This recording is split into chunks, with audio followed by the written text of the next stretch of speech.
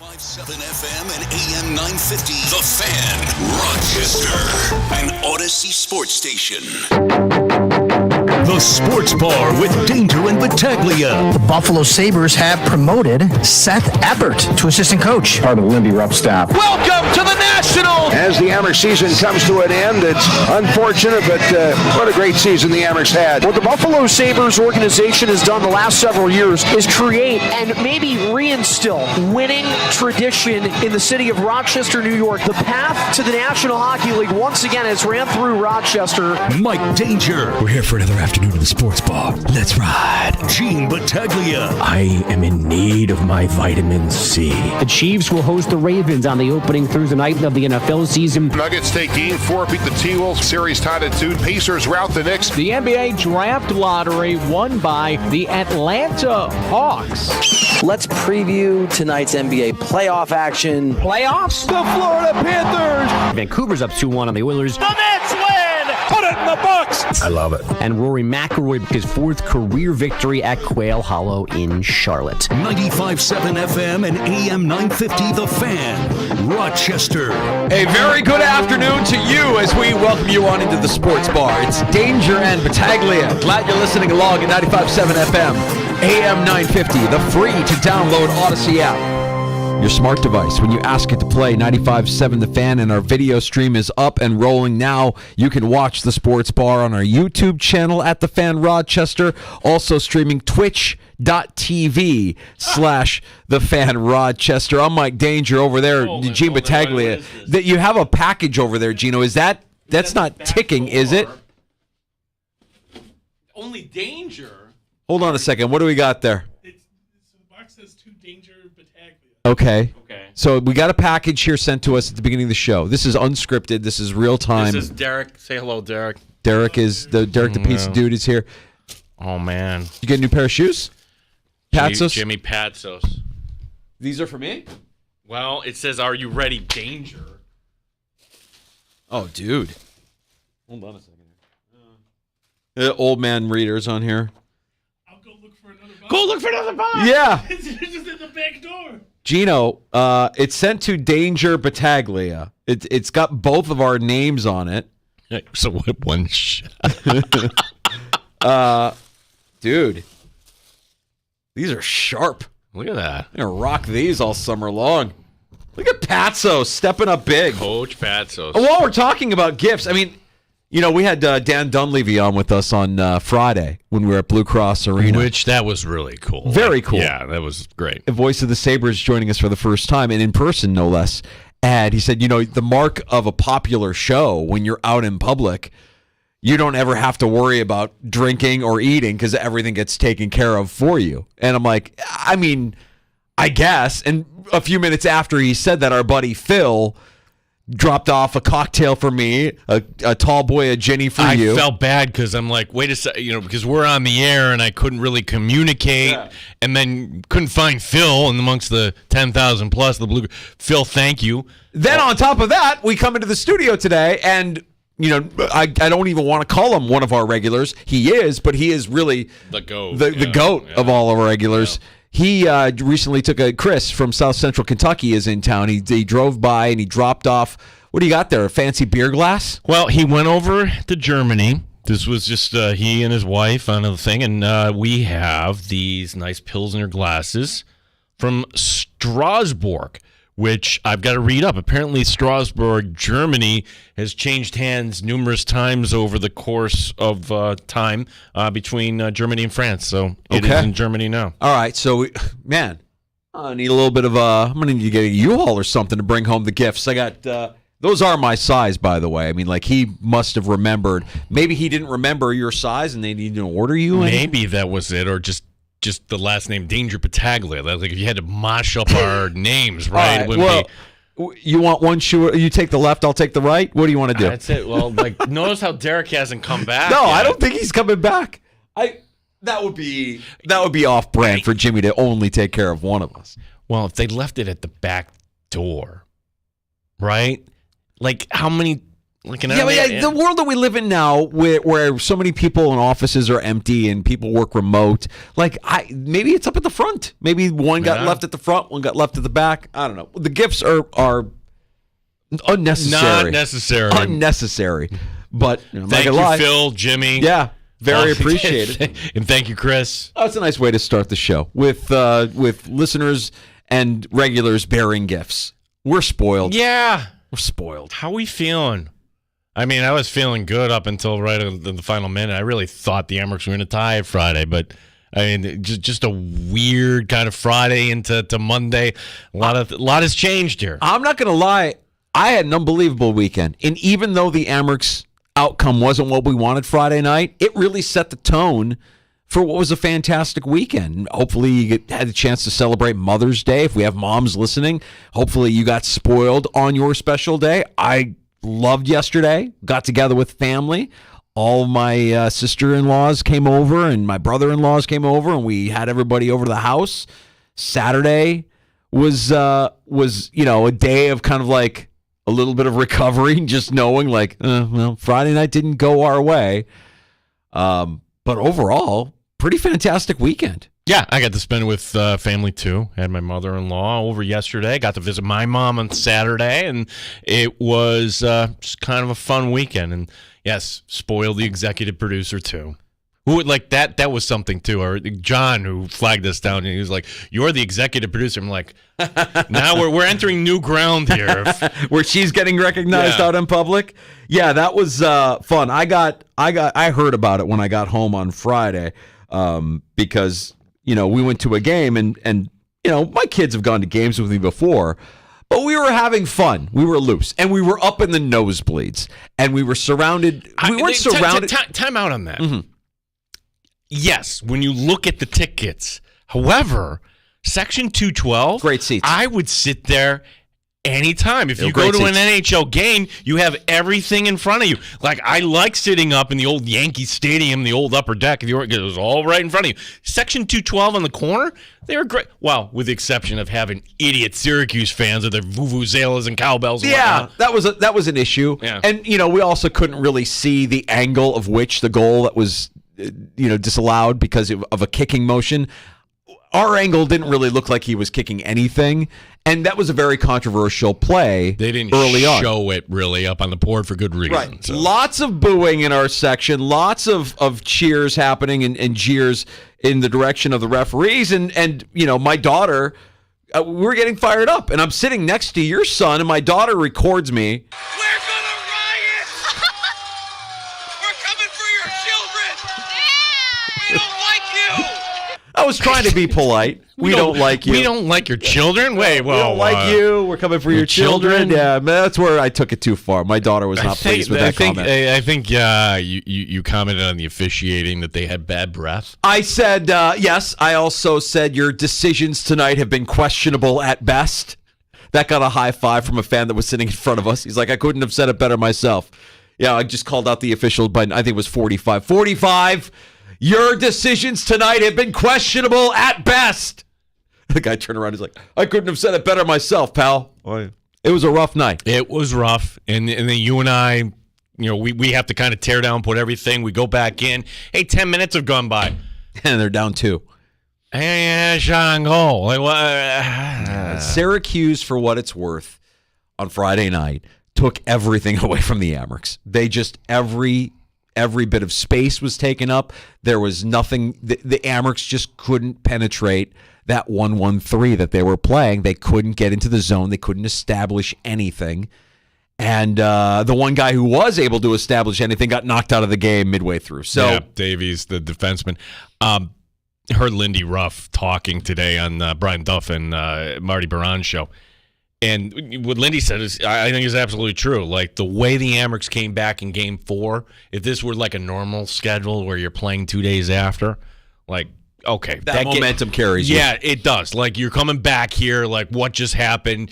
Things kind of cool off, time goes on, and that was a veteran team that was ready to go for Syracuse. Honestly, Danger, I thought the Amherst would actually tie it up, but it's just a couple mistakes, and that's a good team in Syracuse. A couple 2-on-1s, and there's your ball game. I don't even care about the empty netters at the end. Yeah. And I owe you and your wife and your daughters an apology because at the end of the game, I didn't want to see Syracuse, and the executive producers are like, we got to go. We don't want to watch this. Yeah, we got to go. We just got up and left. We all did. I think we all left at the same time. Yeah, somehow we like, got separated at the end. We didn't get to say goodbye to everybody. But and the girls were, like they were ready. They were ready to go. I think they had enough of my antics for one night. I took a picture of Sandy too. I sent it to Spazzano. I don't know if he used it. I couldn't tell. It's like one of those Yanni Laurel, the dress things. You know where I'm going with this? Is she watching intently or she's zoning out? Yeah. Because, look, I say things in jest, like, hey, I don't want to talk to you or whatever, but, hey, it's during intermittent. She was down by the end. She wasn't talking, so now I feel bad. Get up. She didn't move. She feel bad. I'm like, Here's how much movement she gave. One of the times when I was yelling a polite heckle, she went to cover my mouth. She was like, enough. And I'm like, and I didn't think I was out of line. I think everybody in our general section, knowing that we had Syracuse fans sitting behind us, we were a little rowdy. It was good. There was a good energy in our section. It was a good vibe. There definitely was. And I always enjoy when something like that happens and you're talking to people to your left, your right, behind you. Hey, what do you think? What do you think? It's way better than social media being at the game there. Yeah. Oh, I didn't look at my phone once during the game. Kyle, your son sitting next to me at the end of the game, is like, they're just not playing cohesive. They're not playing like a team. No, that was a little kind of hero ball thing. Like, I'm going to take it in myself. No, you're not. Down it goes the ice. 16 saves. That's all the Syracuse goaltender needed to make. Right. I'm winning. They just took everything away. So we're going to today talk a little bit more, not just about Saturday, but the aftermath of Saturday, the big story of the day that we'll get to here in a second. Dan Fates from 13 Web Sports stops by the sports bar at 425. And later this hour from the Buffalo News, we'll talk some Sabres and Amerks with Lance Lysowski. Yeah, because this is the story. The Amerks needed a coach. As you may have heard by now, Seth Appert has accepted a position on Lindy Ruff's staff, so he's going up to Buffalo. These two men, prior to Lindy's hire, didn't know one another. So it's an interesting kind of marriage. We saw Lindy Ruff at the arena on Friday as we're packing up our stuff. You didn't see him. I didn't. Yeah. We're waiting for the elevator to go down, and we've got all of our equipment, on our backs, and we're lugging through the arena. Which is always fun when you're like a salmon trying to swim upstream. And I'm waiting the elevator. I look over. I'm like, oh, Lindy Ruff is here. And he got tired of waiting for the elevator. He ended up taking the stairs. Yeah. We were waiting for the elevator. No question that Lindy Ruff is paying attention to this game. He's here. He's in the building. So he saw the game Friday night. He'd obviously had conversations with Seth Appert, I would imagine, prior to Friday night. And this is Lindy Ruff earlier today on Seth Appert. I've had a lot of great conversations with Seth, and Seth is very familiar with this core group of young players that he's helped develop, that he's had good success with at the American League, that he's done such a great job. In conversations that I've had with him on how we want to have the team play, the individuals that are on the team that he has such a great relationship with, it really felt with when I talked to Kevin that it was going to be a really a no-brainer with a lot of great candidates out there. But I thought first and foremost, looking at Seth from the inside was going to be the right move. Which I don't disagree with him on any of that. I mean, Seth, heck, he coached the team 2 games last year. Anybody remember that over the holidays when Don wasn't available, Don Granato? I don't doubt that for a second. Now, can I give a contrary opinion here? Because, Seth, this is more money. You have a chance now to work up in the NHL. These are what dreams are made of. Would there not have been opportunities to interview with other organizations? And also, Danger, and Seth has to know this, there's some inherent risk here. Meaning, hey, if you get 2 more years of no playoffs, well, guess what? Kevin Adams is out, and so is Lindy. It's a 2-year deal for Lindy Ruff. It's not like a long-term deal here. And that is a double-edged sword for Seth Appert. There's a positive and a negative to it, right? The positive could be that he would be next in line. But the negative would be that if they clean house, then you're out with everybody, with Kevin, with Lindy Ruff. I don't know that, it's hard to say what Terry Pegula is thinking in terms of how he wants to run his organizations. We just know if he doesn't like you, you're gone. If you do something wrong, you're gone. I mean, like, and it doesn't matter if you're family, if you're an outsider, if you're whatever. So for all the talk of, continuity, and Kevin Adams has been with the organization a long time, and you would assume he's not going anywhere, I would imagine that, 2 more years, and this was no question about it, this was Kevin Adams' hire, right? Yeah, right. This is a guy that he was on the coaching staff of Lindy Ruff back when Lindy was with the Sabres the first time. I don't know. Do you get to pick another head coach if you're Kevin Adams and it doesn't work with Lindy Ruff? If that head coach is Seth Appert, have you extended your life if you're Kevin Adams by saying, not only do we have our head coach, but we have our succession plan in place if it doesn't go well with Lindy Ruff after 2 years? Does Terry Pegula have that kind of patience? Does a fan base have that kind of patience? I don't know. Yeah, I mean, I can't wait to hear it. Seth is going to talk to the media tomorrow, and I assume we're going to be on for one last conversation with Seth. Oh, man, tomorrow. I'm assuming all kinds of things. We've worked a pretty good relationship with Seth Appert. I'm assuming that we're going to talk to him all next year when he's the assistant coach of the Buffalo Sabres. Our Tuesdays are not going to change. Yeah. No, I don't think that's the way it works. I think you need the one voice there, and that one voice would be Lindy. Oh. Maybe once in a while they'll let the assistants come out. We have a good relationship with Seth. He's our pal. He came in here. He brought us bourbon. We drank bourbon together. I thought you were going to say, come on in, seeing that we got beer and when you got shoes. Yeah. We got beer from Phil Friday night. I figured, maybe you would ask Seth to bring in back the bourbon tomorrow. Yeah. Look, it's a great move. I think it's a great move for everybody involved. There is some risk. I agree. I will hear you on that as well.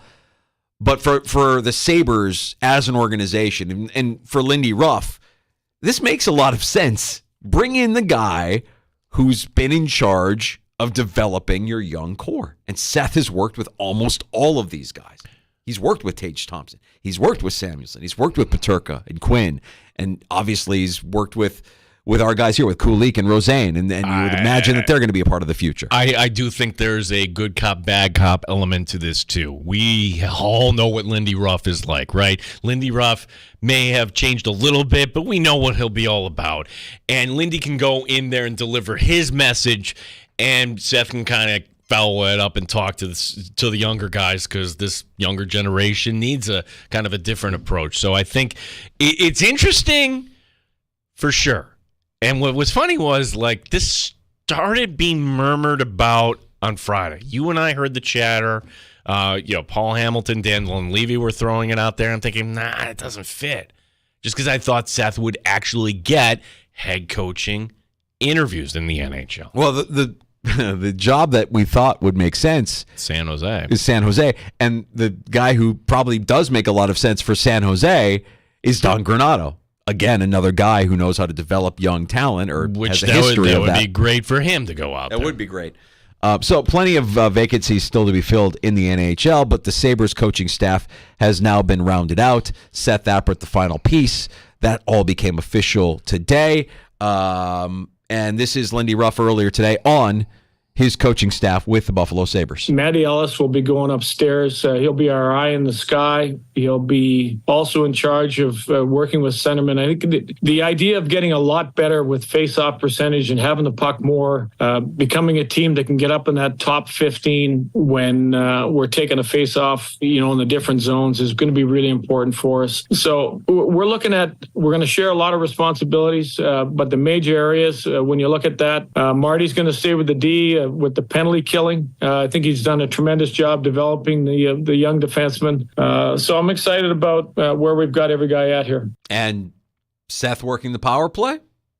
Lindy Ruff. Yeah. So I think really talked about where the NHL power plays are at and the movement inside of NHL power plays, and even more the way most teams are starting to kill now, where they're set up in a diamond. They're set up where they're taking away the flank shots, that you have to get some motion. You have to have your bumper player be almost the most important player on the ice to support wherever the pressure's coming from, to relieve that pressure, to create the down low 2-on-1. So all that inside, when you look around, some of the best power plays, even inside the game this year, they had their ups and downs. I think early in the year, it's like that audio courtesy of I can just hear people glazing over Sabres Live. Danger, I put this take out today. I didn't think it would be like a divisive take. Lindy Ruff can come back to Buffalo. Why not Chris Taylor to the Amherst? So now the process, you got to hire somebody for the Amherst. These are some of the responses I got. Tom, well, Allen did fire him, and I like Taylor more as a player than the coach. His teams never performed in the playoffs. Eric writing it. Playoff wins. Apps 15. Taylor 0. Frank writing in, because he sucked as a coach. His teams play with no emotion or passion, cut from the Randy Cunningworth cloth. Boring. Okay, I would just say this to anybody that's critical of Chris Taylor.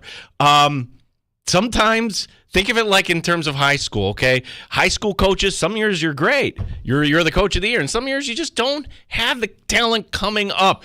Chris Taylor had to deal with Nylander and some of those guys, and he was the guy that actually got the team to respectability. Does everybody forget where we were before Taylor arrived? Yeah, I remember that. That would be surprising to me, though, honestly, and we love Tails. It would be surprising to me if they made that move because of what one of them said. He was let go. Adams let him go. I'm wondering about who they have on staff right now. I'm wondering about Vinny. I'm wondering about Paisher. I mean, we talked to Nathan Paisher, and he didn't give us anything when we talked about what his future is, and he honestly said, I'm just one day at a time. I don't think too much about my goals because I don't want to live in the future. I want to live in the present. And I love that way of thinking. But now, I mean, what you've seen in the past, and you mentioned Cunningworth, I mean, former Amherst who end up behind the bench. Well, Paisher would be another one of those guys, long list of guys that has, done both, that has played for this organization, remembers and knows how important it is to the community, and now has the experience of being behind the bench and further developing and growing within his career. I don't know how much of that will be Seth Appert's call, how much of that is Lindy Ruff's call, how much of that is ultimately Kevin Adams' call. So who's advocating for who, I guess, would be my question. Yeah, I mean, you can write to us, the fan Rochester, Frank writing in with an idea. Pekka is the man for the job. Not sure if you view it as demotion or not, but worth a call. Yeah, Pekka's not coming back. He's not coming back. Dude, he's going to get an NHL job. Right, he's in, and he's not interviewing right now because he's still coaching. He's still on that Rangers coaching staff. So our buddy Chuck writing in, so much faith in the Amherst, I paid for the entire playoffs AHL. LOL. Yeah. That AHL TV subscription, you rack it up there, you can enjoy now watching Syracuse, and no, it's not going to be enjoyable. No. We have some Bills news to get to today too. Oh, yeah. And they've made a hire that's a little unconventional, but we'll explain what they have done and what it might mean for the future of the NFL, because I do think that there is ramifications to the Bills doing what they've done here. I'm wondering if the league is actually going to allow that. I mean, it's so unconventional that why hasn't a team done this actually before? Yeah. We'll get into that here throughout the course of the afternoon as well. Up next, we go to Buffalo, covering the Sabres and the Amherst for the Buffalo News. Our buddy Lance Lysowski stopping by next. You could pull up a stool and join us anytime this afternoon at 585-866-4FAN, 866-4326.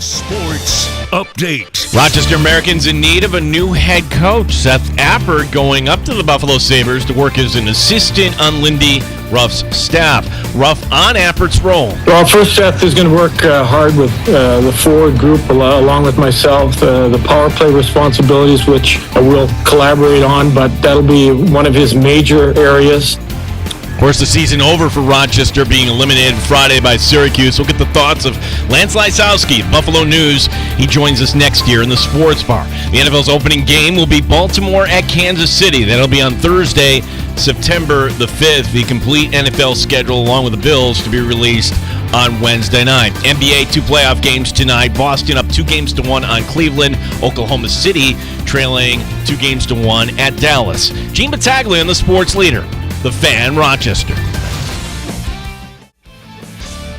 Pull up a stool and join us. 585-866-4FAN.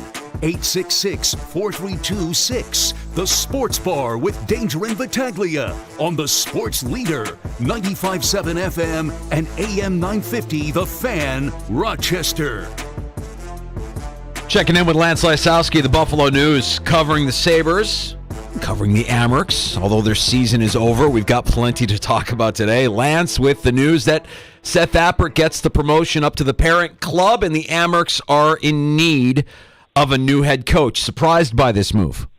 Not at all. We got the sense that this was coming in the last couple of weeks. I mean, when the day that Don Granato was fired and Kevin Adams made the comment that he wanted NHL experience in his next head coach, I asked at the press conference that day, is Seth Appert is an option for the NHL staff? And Adams didn't answer it, clearly, but you got the sense that this was going to be an option for Seth Appert if he thought that this was best for his development as a coach. The last couple of years, he had been asked, hey, if there's an opportunity like this offered to you, would you be interested? He kept saying, hey, I think it's best for me to continue as a head coach. And this is, it's a perfect fit for both sides. Seth Appert joins a team that he already has a lot of relationships with guys on that roster. He was behind the Sabres bench for 2 games this season when Don Granato was ill. Jack Quinn, J.J. Peterka, Matthias Samuelsson, Ukko Pekka-Luukkonen, and Devin Levi. We can keep going down the list of guys who've already played for Seth Appert. And he's going to complement Lindy Ruff extremely well in the sense that Seth Appert knows how to build relationships with players, push them, be demanding, and just get the most out of guys. And with this being such a younger team, I think it was important for them to add somebody to that staff with that skill set and that ability to get guys to buy in. You get continuity, you get somebody who is going to help younger players improve, because that development at the NHL level cannot stop. The real only negative here, guys, is that it's a huge loss for Rochester, and this is a critical hire for Kevin Adams and Jason Carmanos to make now. Yeah, no doubt about it. I'll say it's surprising from this angle. Again, Lance Lysowski, our guest, Buffalo News. It's surprising that I thought Seth would get opportunities to interview elsewhere. Like, take, for example, San Jose, a team that really needs a runway, and they're going to have some young talent. Certainly Seth has the resume to work with young talent, but your thoughts on that? Because I thought for sure there might have been some nibbles there. Yeah, there absolutely could have been, but you look at the big picture here. Lindy Ruff is 64 years old. He signed a 2-year contract. This is an opportunity for Seth Appert to learn from an experienced head coach who's been in a Stanley Cup final. And if Ruff doesn't continue to coach beyond that deal, we all know Seth Appert is going to be the guy to take over at that point. So, and you're doing it in an organization that there's a lot of talent coming up. That talent. You have an intimate knowledge of that talent. You've worked with a lot of those players previously, and you already have a relationship with not only the general manager, but everybody else in the organization, to where this really lines up well for Seth Appert. Of course, for your own personal gain, for your own development, it would help to go and possibly interview for a vacancy like San Jose, for example. But in the end, Seth Appert knew where he wanted to be, and it's in the organization that he's been coaching in for the last 4 years. Is there risk for Seth Appert in making this move? Because I wonder, I don't get the sense that Kevin Adams is in any sort of hot water. He's been with the organization a long, long time, and it appears that Terry Pegula trusts him. Not a lot of GMs get the chance to hire the amount of coaches that Kevin Adams has been able to hire, and if it doesn't go well with Ruff a year from now, are we talking about a cleaning of house, or do you get the sense that everything is going to remain status quo and that they'll keep moving forward with the Kevin Adams regime? Well, you could say that there would be risk in staying in Rochester if that scenario played out that like you suggested. Sure. If it's clean slate, then you never get an NHL opportunity in Buffalo, and who knows what happens in Rochester. You just take it one day at a time, right? I mean, and Seth Appert knows the talent on that club. I mean, we talk about Lindy Ruff. I reported this morning that Seth's gonna run the power play. Well, the talent he's gonna have to run that power play with in Buffalo is a little different than what he had in Rochester. There's a real opportunity here for Seth Appert to even improve his resume. There's only 32 head coaching jobs in the NHL. There's only so many assistant coaching roles. And when one becomes available with an organization that really believes in you and your talent, you have to jump at the opportunity. And I'm sure that's what convinced Seth Appert to go for it. We'll hear from him more tomorrow morning when he's scheduled to address the media, he along with Jason Karmanos. But in the end, I just think that there's risk in any job when you're in hockey now, right? I mean, coaches get fired, general managers get fired. All you can do is take the information that you have. And he believes that he can make a big impact in Buffalo, and I don't blame him. I think he can as well. Yeah, the angle here that before Lindy Ruff was hired, he didn't know Seth Appert. The two men have never talked, and they're just getting to know one another now. And there's other sports here. It happens in hockey for sure, but I take, for example, football. I mean, you can almost say, okay, the connection's here. This is who's going to be the likely candidate. What does it say about Lindy Ruff that, hey, he's willing to take the best candidate even though he really doesn't have this personal relationship with him? And this is the only, I guess, legitimate reason that anybody could be skeptical about all of this here is that Lindy Ruff didn't hire any assistant coaches to the staff. Now, I will add that I spoke to sources today who said the Sabres aren't ruling out adding another assistant at some point this summer. If somebody becomes available, they see as a fit that fits in a specific type of role, they're open to hiring somebody like that. But for now, this is it. And yeah, it's fair to question why Lindy Ruff was not able to bring anybody in that he has a long-standing relationship with. Everybody thought that maybe James Patrick would be a candidate here, but you know what? I think that Marty Wilford, it's tough to part ways with a guy with the impact that he had on the D-corps and the penalty kill last season. Mike Bayless had term on his contract, there's an argument about Matt Ellis, but in the grand scheme of things, if you're Lindy Ruff and you're preparing to go into an interview process and the GM says, hey, look, we got this guy in Rochester, you guys connect, have conversations and see what you think. And they've had multiple talks over the last couple of weeks that led to this announcement today. And of course, it is a Lindy Ruff decision, but I think it is important to also point out it's an organizational decision. Like this is somebody that Kevin Adams, Jason Karmanos, and others really believe in, and they thought he was a good fit. And in Ruff's case, hey, he was open-minded, and he was accepting of adding somebody who, like, guys, I know you guys have sat down and talked to Seth Appert quite a bit. I have a hard time believing anybody would sit down with him, talk hockey for a few hours, and think, you know what, no thanks. Yeah, no, he's impressive, and we're happy for him. Don't get us wrong, Lance, but you mentioned it up front. Like, this feels like a loss for Rochester. So now as we kind of dust ourselves off, not just from the outcome on Friday night, but from losing our head coach, what's next? You mentioned Ruff has relationships, but ultimately this is an organizational decision. So if you're Jason Karmanos, if you're Kevin Adams, are you looking internally? Are you looking externally? Do you have guys on the staff already in Prospel and Pacer that could elevate to that role, even though they have limited experience as coaches? Or do you bring somebody from the outside, somebody that was behind that bench before that Lindy Ruff knows, like a Chris Taylor? I mean, where do you think they go as an organization here? I don't expect Chris Taylor to return, but I will say that I expect them to look not only internally but externally. It shouldn't surprise anyone if Nathan Page gets an interview. He did a tremendous job this year, and although he's probably not ready for a head coaching job, it's important for his development, and he did a really a bang-up job with that decor. I think continuity is going to be a very important objective for Kevin Adams and Jason Carmano. So when I say continuity, they need somebody to continue the culture that has been built there over the last couple of years under Seth Appert. So when you're thinking about that, I think that Seth Appert's going to have a voice. Hey, who do you know in college hockey? Who do you know that would fit in this role? Lindy Ruff is going to have a voice. Hey, Lindy, who do you think who do you know that would run systems that would fit with what we're trying to do here? Do they circle back to some of the candidates they interviewed back in 2020, like J.D. Forrest, who just got let go by Pittsburgh because Kyle Dubas wants to hire his own AHL coach? And, well, J.D. Forrest has connections to Jason Carmanos from their time in Pittsburgh. Alex Tanguay interviewed in 2020. Is that somebody who's a candidate again? We'll see. I think this is going to be a very intriguing position for any coach who's looking to lead an AHL club.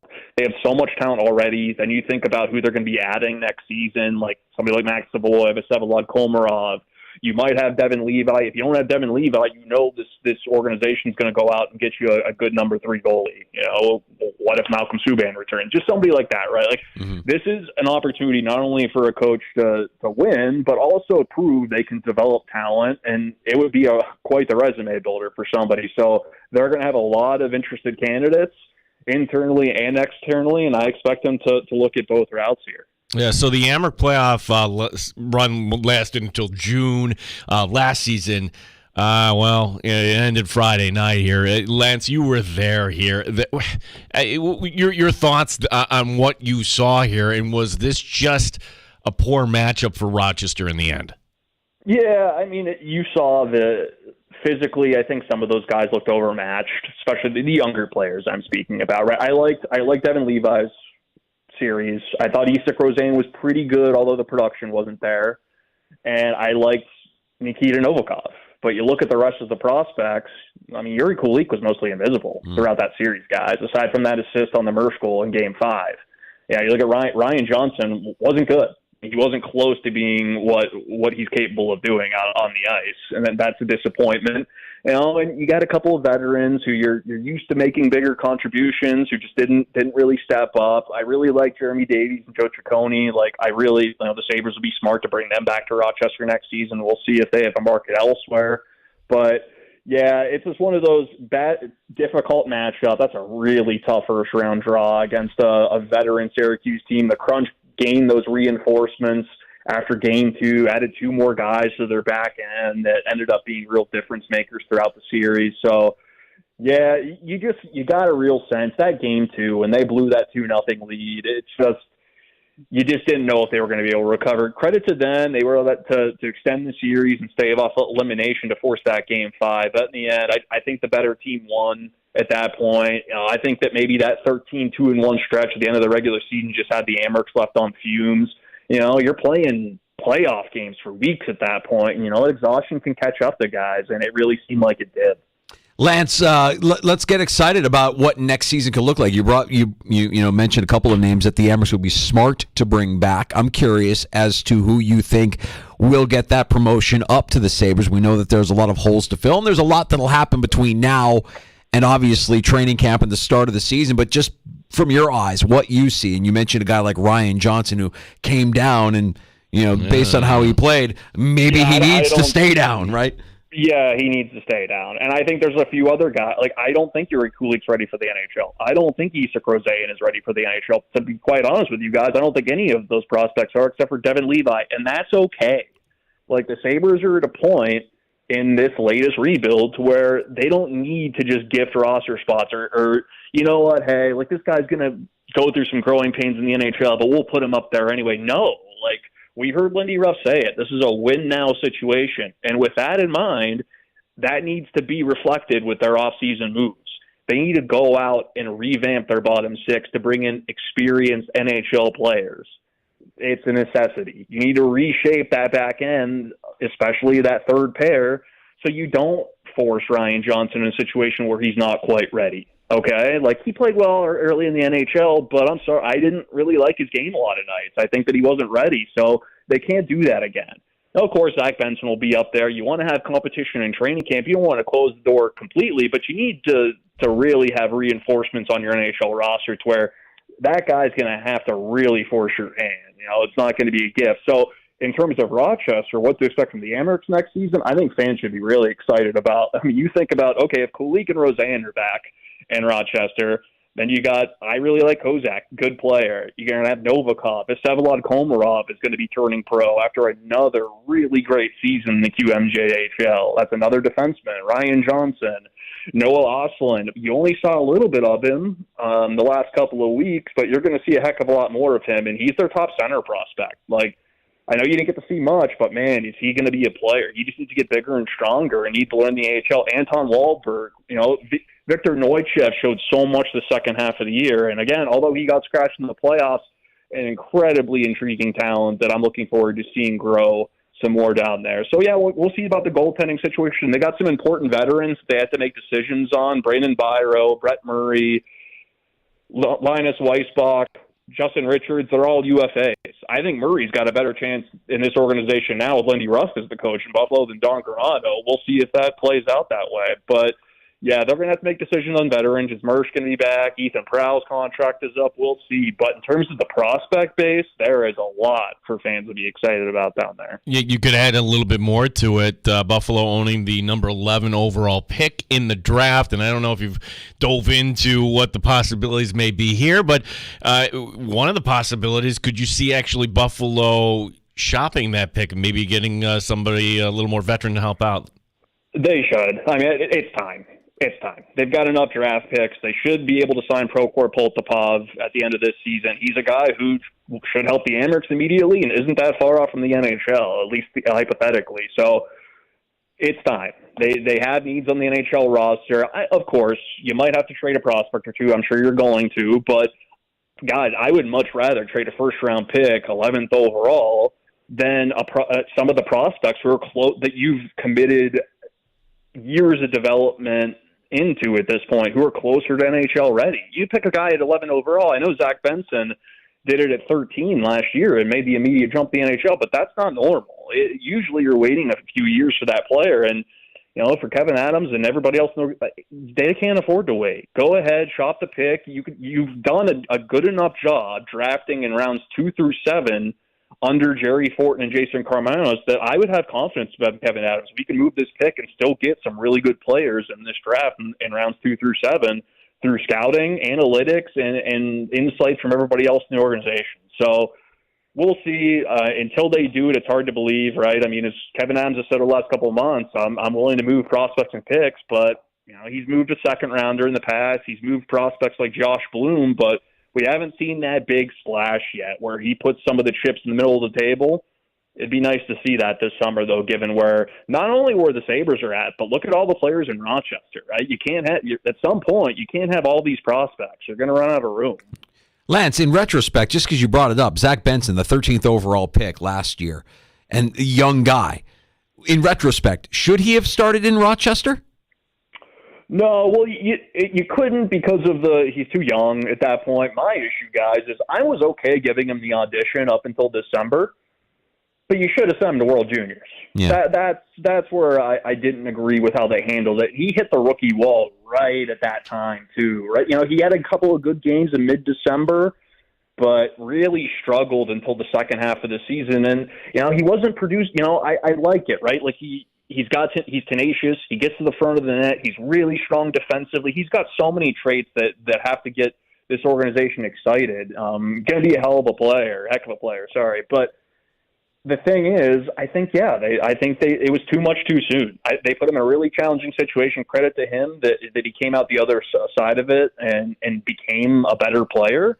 But with where this team was at, what they needed to accomplish this season, I think they should have gone out and got NHL players rather than having Zach Benson and Ryan Johnson in the NHL as soon as they were. Last one for me, Lance, and about the NHL playoffs. Don't know how much you've been able to kind of take in here with you covering the Amerks here, down the stretch. But your thoughts on where we are at right now, and we'll start here. Boston get off the mat down 3-1. I don't see it. Not with Marchand hurt. Swayman's been unbelievable, but they don't have the depth that Florida does. So I see the Eastern Conference Final being Florida versus the Rangers. And the West, I still like Dallas. I think that's the deepest team that's still left. Dallas. I'm going to put Vancouver ahead because Stuart Skinner does not look like he's going to stop enough pucks for the Oilers. So, in that sense, a Dallas-Florida Stanley Cup final, Gary Bettman won't be excited, but man, those look like the two most talented teams at this point. Rangers close out the Canes tonight at MSG? I think so. I mean, hey, and this is a good opportunity to give Michael Pekka his flowers. So he's coaching that power play there. I mean, man, like they look unstoppable. Like he's done. I was telling the media up in New York before the start of the season, just wait. Like they hired the perfect coaching staff to complement Peter Laviolette. They brought in Phil Housley to fix the defense, Michael Pekka to work with the young forwards, and Dan Muse has a really smart development background. So. I don't see anyone beating them right now. They got the goalie. Their D-core looks so much better than last year, and up front they're deep. That's going to be a tough team. That's going to be to put out there. But I think Florida's going to be the one to do it. Yeah, Lance Lysowski, Buffalo News. You mentioned tomorrow how we'll be hearing from Jason Carmonos and Seth Appert. What can we expect from you in the Buffalo News coming up this week? Hey, we'll see what happens, guys. See what they say.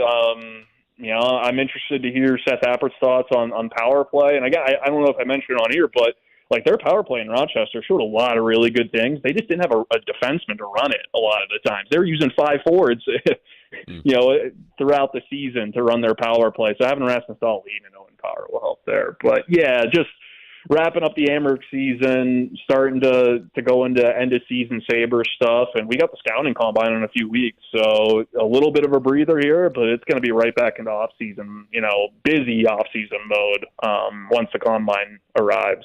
All right, Lance, well, let's check in throughout the course of the offseason and check in on your work there covering the Buffalo Sabres. We really appreciate you giving us some time this afternoon here in the Sports Bar.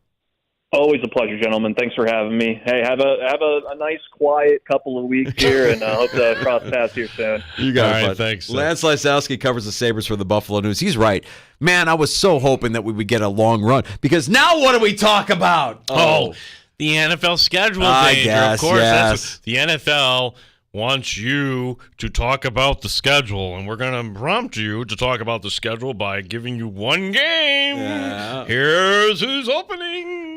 We got that. Yeah. I also, there's some reports out there on one part, and we'll bring this up next here in the Sports Bar as we share some takes, and I'll drink to that. There's one Saturday that I'm looking at in the calendar that's going to be problematic for me as a football fan. Very problematic for me. We're going to all be forced. If you're a football fan, you're going to be forced. You're going to have to make some tough decisions on Saturday, December 21st. Well, I was going to say, there's no report, but there's a ton of chatter about the Christmas Day game. Mm-hmm. You're going to just kind of blow up everything with your family and everything to go to the Church of the Buffalo Bills on Christmas Day? We doing that? We'll discuss that. What do you got coming up? I've got a take on that. I've also got this take here. Now, if you had all the 4 sports, right, and this is timely because we've got the PGA Championship coming up this week, and we'll all enjoy that. But, one of the storylines, LIV, PGA, they can't get along. How?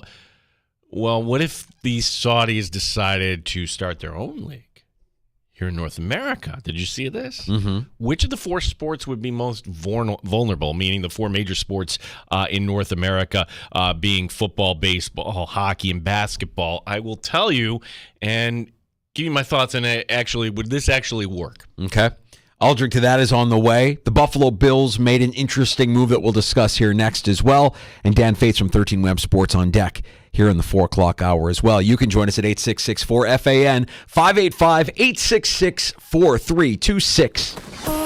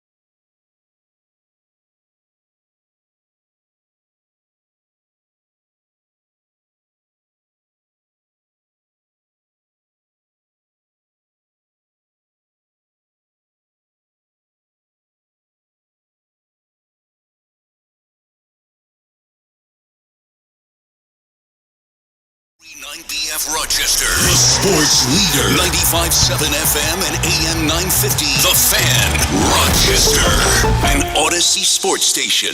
The Fan, Rochester, sports update. Rochester Americans in need of a new head coach. After 4 years, Seth Appert going up to the Buffalo Sabres. He'll be an assistant on Lindy Ruff's staff. Lance Lysowski, the Buffalo News, joined us last hour. Lance offering his thoughts on the Amerks coaching search. I don't expect Chris Taylor to return, but I will say that I expect them to look not only internally but externally. It shouldn't surprise anyone if Nathan Page gets an interview. He did a tremendous job this year, and although he's probably not ready for a head coaching job, it's important for his development. Two opening games, of course, in the NFL. One announced today, Baltimore and Kansas City. That'll be on Thursday, September the 5th. The game in Brazil between the Eagles and Packers had already been announced. Two games in the NBA tonight. Boston up 2-1 on Cleveland. Dallas up 2-1 on Oklahoma City. Red Wings back home tomorrow against Buffalo. Gene Battaglia, the sports leader. The Fan, Rochester. The Sports Bar with Danger and Battaglia. The Buffalo Sabres have promoted Seth Appert to assistant coach. Part of the Lindy Ruff staff. Welcome to the National. As the Amerks season comes to an end, it's unfortunate, but what a great season the Amerks had. What the Buffalo Sabres organization has done the last several years is create and maybe reinstill winning tradition in the city of Rochester, New York. The path to the National Hockey League once again has ran through Rochester. Mike Danger. We're here for another afternoon of the sports bar. Let's ride. Gene Battaglia. I am in need of my vitamin C. The Chiefs will host the Ravens on the opening Thursday night of the NFL season. Nuggets take game 4, beat the T-Wolves. Series tied at 2. Pacers rout the Knicks. The NBA draft lottery won by the Atlanta Hawks. Let's preview tonight's NBA playoff action. Playoffs? The Florida Panthers. Vancouver's up 2-1 on the Oilers. The Nets win. Put it in the books. I love it. And Rory McIlroy his fourth career victory at Quail Hollow in Charlotte. 95.7 FM and AM 950. The Fan, Rochester.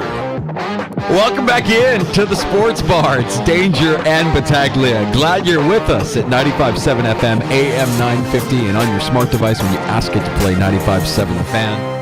You can also watch the video stream on our YouTube channel. Don't forget to like and subscribe. YouTube, And if you The Fan watch Rochester. them, sometimes you pick up some other things too. Yeah, that, sure. Like, yeah. Also, Twitch as well. Twitch.tv/ The Fan Rochester. The Bills have done something interesting, and it's not something that involves any of the players on their team. Nope. But it is something that we'll dive into it here in a little bit. First, let's get to some takes. And Dan Fates from 13 Web Sports, stopping by the Sports Bar in about 20 minutes. Yeah, get his thoughts on where do the Amerks go from here for a head coach here. Danger always, and look, the NFL, this is going to be the topic today, topic tomorrow, certainly Wednesday, certainly Thursday, because we'll react to it, and the NFL schedule release, and it's coming up Wednesday, and I always feel a little skittish here about reporting rumors. Okay, they're just that. Okay, I've seen some leaked schedules. Yeah, it was like the rumors. Like every year we get this phony stuff. Like, to me, put the schedule out already. Let's do this. You know what this is. Well, with that being said, again, there is a rumor the Bills will be playing on Christmas Day at home. And hearing Brownie and Tasker talk about that possibility again today. Brownie bringing up, boy, wouldn't they love to have a white Christmas in the snow in Buffalo? And you hear them talking about it, you can't help but think, man, this actually could happen. I'm sorry. I don't need the Bills ruining my Christmas Day if they lost to the Jets or the Dolphins. Well, I mean, what are the two primary colors of Christmas? When I say Christmas, the colors that come to mind are what? Oh, red and green. Red and green. So it will be the Bills, and they're all red, and it'll be the Jets wearing their green color rush, and it'll be the Colorblind Bowl Part 2. Remember that from all those years ago? I mean, why wouldn't you have those two teams facing off against each other on Christmas Day in Buffalo? Wear the red color rush for the Bills. Let the Jets wear their all greens. And if you're colorblind, you're S out of luck on Christmas Day. You won't be able to tell which team is which. For that to happen, you would think that the NFL would then have the Bills playing the Saturday before Christmas, right? Because you want the teams playing on Christmas to have equal rest. That's pretty much has been determined, right? No, you can't play football on Wednesday. You can if you play on Saturday, just as if you play football on a Thursday, you can play the Sunday before. So you would have the 4 teams that play on Christmas actually also playing on that Saturday, but you would just mix it up. So the Correct. Bills would play the other team that would be playing, and you would imagine the early game on Christmas. Now, look, that Saturday is an important one because I like the idea of the expanded college football playoff, Gene, but here's what I don't like. I don't like having to choose between the college football playoff and the NFL, and that's what's going to happen on that Saturday, December 21st. You have at least 2 NFL games, and you're going to have a college football triple header of first-round games. You'll have the early afternoon, the late afternoon, and the primetime game. One of those 2 NFL games, by the way, just to add more to Saturday, the 21st of December, one of those will air exclusively on Peacock, one of those NFL games. That was announced today as well. So if you want to believe the rumors that the Bills are playing on Christmas Day, best believe they're going to be playing in one of those games that Saturday before. I don't want to have to choose between watching the NFL and the college football playoff. We're going to have to make a decision. I would say lower your expectations of the college football playoff because what is going to be the distance between, say, a 1 and a 12? Or I know it wouldn't be. That's not accurate. A 5 and a 12. Like, right, the top 4 teams get buys. That's the way it's going to work. Like, I think there will be a gap, and there will be some teams that, hey, what are you doing here in the college football playoff? Teams that, okay, maybe this isn't such a good. Maybe we do get some good competition, and maybe also danger seeing that these games are predetermined. We might get a stink bomb of an NFL game. You can't flex out of these games. You're not going to be able to. Saturday games usually aren't great, right? No. Like you get some bad games on Saturdays. I remember last year, like, I'm okay, hey, it's the Colts and Steelers, and no, it wasn't all that. It's late in the season. Teams are worn out. You know who's in, you know who's out. You're not flexing those games out. Take a different approach to this because you will have certainly NHL games that day. You will have college basketball. You'll have it. That's a day where, oh my gosh, you have lots on your plate, and maybe the Bills are part of that. Maybe they're not. But that Saturday danger, don't look at that as a negative. Look at it as like a fantastic day of sports. It's a lot. I just don't like having to choose. I want to be able to say, yeah, I choose you, and that's what I'm going to do. I'm going to watch this. You're going to watch the NFL. Why? Because you are addicted. Why? Because you love fantasy football. Yeah, that's the thing. That's the truth. Not entirely wrong. Which of the 4 major sports in North America could be the target of the PIF, the Public Investment Fund? Oh, who's next to be sports washed? Yeah. In North America, well, there are reports of a new league sprouting up in 12 markets. Major League Hockey. Oh. This would be the format of 3-on-3. Games would last only 24 minutes. What? That's it. 2 12-minute halves. Like what? They're going to condense this to a 1-hour TV show. Salary caps for each team being at $30 million. Wait a second. Like, you don't need a full 18-man roster if you're only playing 20 minutes. So right now the details are very sketchy, right? But one of the details that we know is there is Saudi money behind this venture. Yeah. The obvious question would be this. Would there be any interest from you, the sports fan, in something like this? No. It's like a bastardized version of the sport, right? I'm just not into it. I mean, the 3-on-3 overtime is fun. I don't like that's where we're at. Like, I don't. There is a gimmicky part of it, and I would much rather they just fix the scoring system entirely. Yeah, 3-2-1 system. Right. Yeah. They won't do that. So while the 3-on-3 is exciting, if that's all I'm watching, it's like, you know what it is? To me, it's the equivalent of the Big Three, right, in basketball. The Big Three league that the Ice Cube was a part of. Do you ever watch any of that? No, not once. No. I ain't watching that. Oh, I'm not watching that. But if you have a salary cap of $30 million, wouldn't you be able to pluck off a player here, a player there? I suppose, but it's still going to be a player that isn't NHL caliber. Maybe. Yeah, I don't know, man. I mean, if there's anything that they have going for them, it's that for the most part, a lot of these NHL stars are wood. You know what I'm saying? They don't have personality. They're just like wood. They don't really have a lot of that kind of. They're unbelievable athletes, great on the ice, but they don't have star power. They don't have a star like Gretzky. Really developed that when he went to LA, right? He became a superstar. He was already a superstar in Edmonton, but when he went to LA, different stratosphere.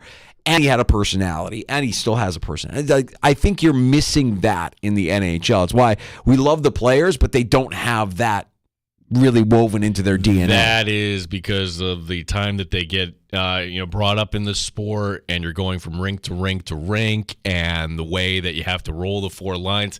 When that really hit home for me, we're doing one of the Meet the Amherst shows years ago. Second time I'm going to bring his name up, but we're talking to Nylander the one day, and I'm like, oh my gosh, he's just a kid. And just a kid. He's not offering us anything here. No. And a lot of them just don't. They don't have that. So if you're this new hockey league, if you can somehow find the guys, and I hate to say it like this, but prioritize personality over skill, then maybe, but I don't know even how that would work in terms of what they would bring to the ice and how that would present.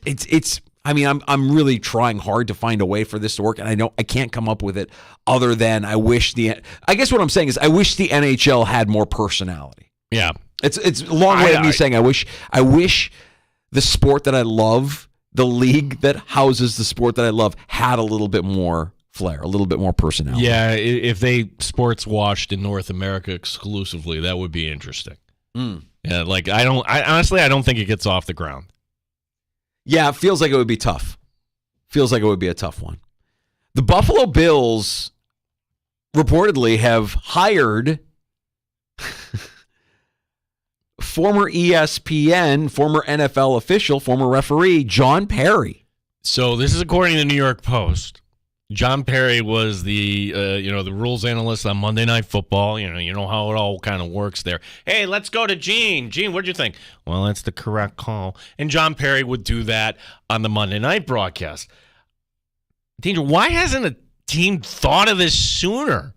Like, you're willing to write a check. John Perry's doing this because it's a lot easier to be on TV. It's a lot easier to second guess than to be out on the field. It seems like a really nice gig for your Gene Sterators, your John Perrys, anybody else. But why hasn't an NFL team decided, hey, with the rules, let's bring this guy on here? Also, what could John Perry actually offer the Buffalo Bills? He knows a lot of the guys in this league. He knows the biases. He knows how things might be called going into a game. Yeah. So the title, I guess, right now, it's kind of gray, but he's going to be an officiating liaison, assisting the coaching staff on replay decisions and rules, different rules matters. He hasn't officially named the team, but you're saying the New York Post. The New York Post has said it's the Bills, so this is not out there. I'm just surprised, though, because this is Pandora's box, that you really need to have the officials separated from the team themselves. Like, you don't want to be doing such a good job as an official. You know what? I'm going to go work for the Ravens someday. No. You can't do this. This is an NFL problem. This is. It's a massive NFL problem. It wouldn't surprise me if Raj called up and said, you know what, Sean, you're not doing that. Click. If this is true, the Bills are bringing on an ex-official. By the way, I think it's brilliant. Like, Sean McDermott, one of his weaknesses, I could pull it up for you. Yeah, replay. He's not very good on this. He's not good at replay. Probably knows the rules, but if you can gain an edge by knowing a crew calls defensive pass interference a little bit more aggressively than another crew, and you have the data to back that up, and John Perry is the guy that's presenting that data to you, then I think it's probably worth it. But for the league, I mean, there's nothing stopping current officials from being the next John Perry. And you know what they don't have in terms of coaching staffs? Salary caps. If you have one owner that said, hey, let me call up, what's his name, Land? Hey, what's your salary here? Oh, it's 125. Listen, I'm going to pay you $500. Come on over. Sure. Honestly, anybody could do that. Right. You can't, I mean, if you were to ask a current official to give up their other job and go all in with football, I think they would, I mean, if they were making a fair wage, they would do it. But right now, because NFL officials aren't full-time employees, they all work as lawyers or whatever they do in their spare time.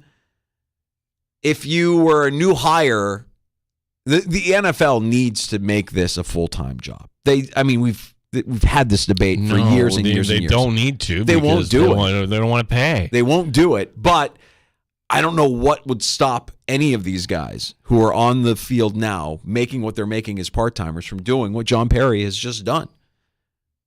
Get a job with a team and help them as their officiating liaison. It's a full-time job, and it pays you more than what you're making to do this job that everybody hates. I would just commend Sean McDermott. I would think that he interviewed maybe more than one. Thank you for not bringing in Ed Hockley. Thank you for not bringing in Jerome Bogar. We like John Perry. Are we okay with John Perry? I guess.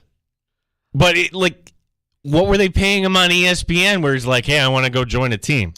Right. I mean, he probably wasn't making what the guys, Gene Steratore probably does well, but he also does officiating for rules of, he's the rules expert for college basketball as well.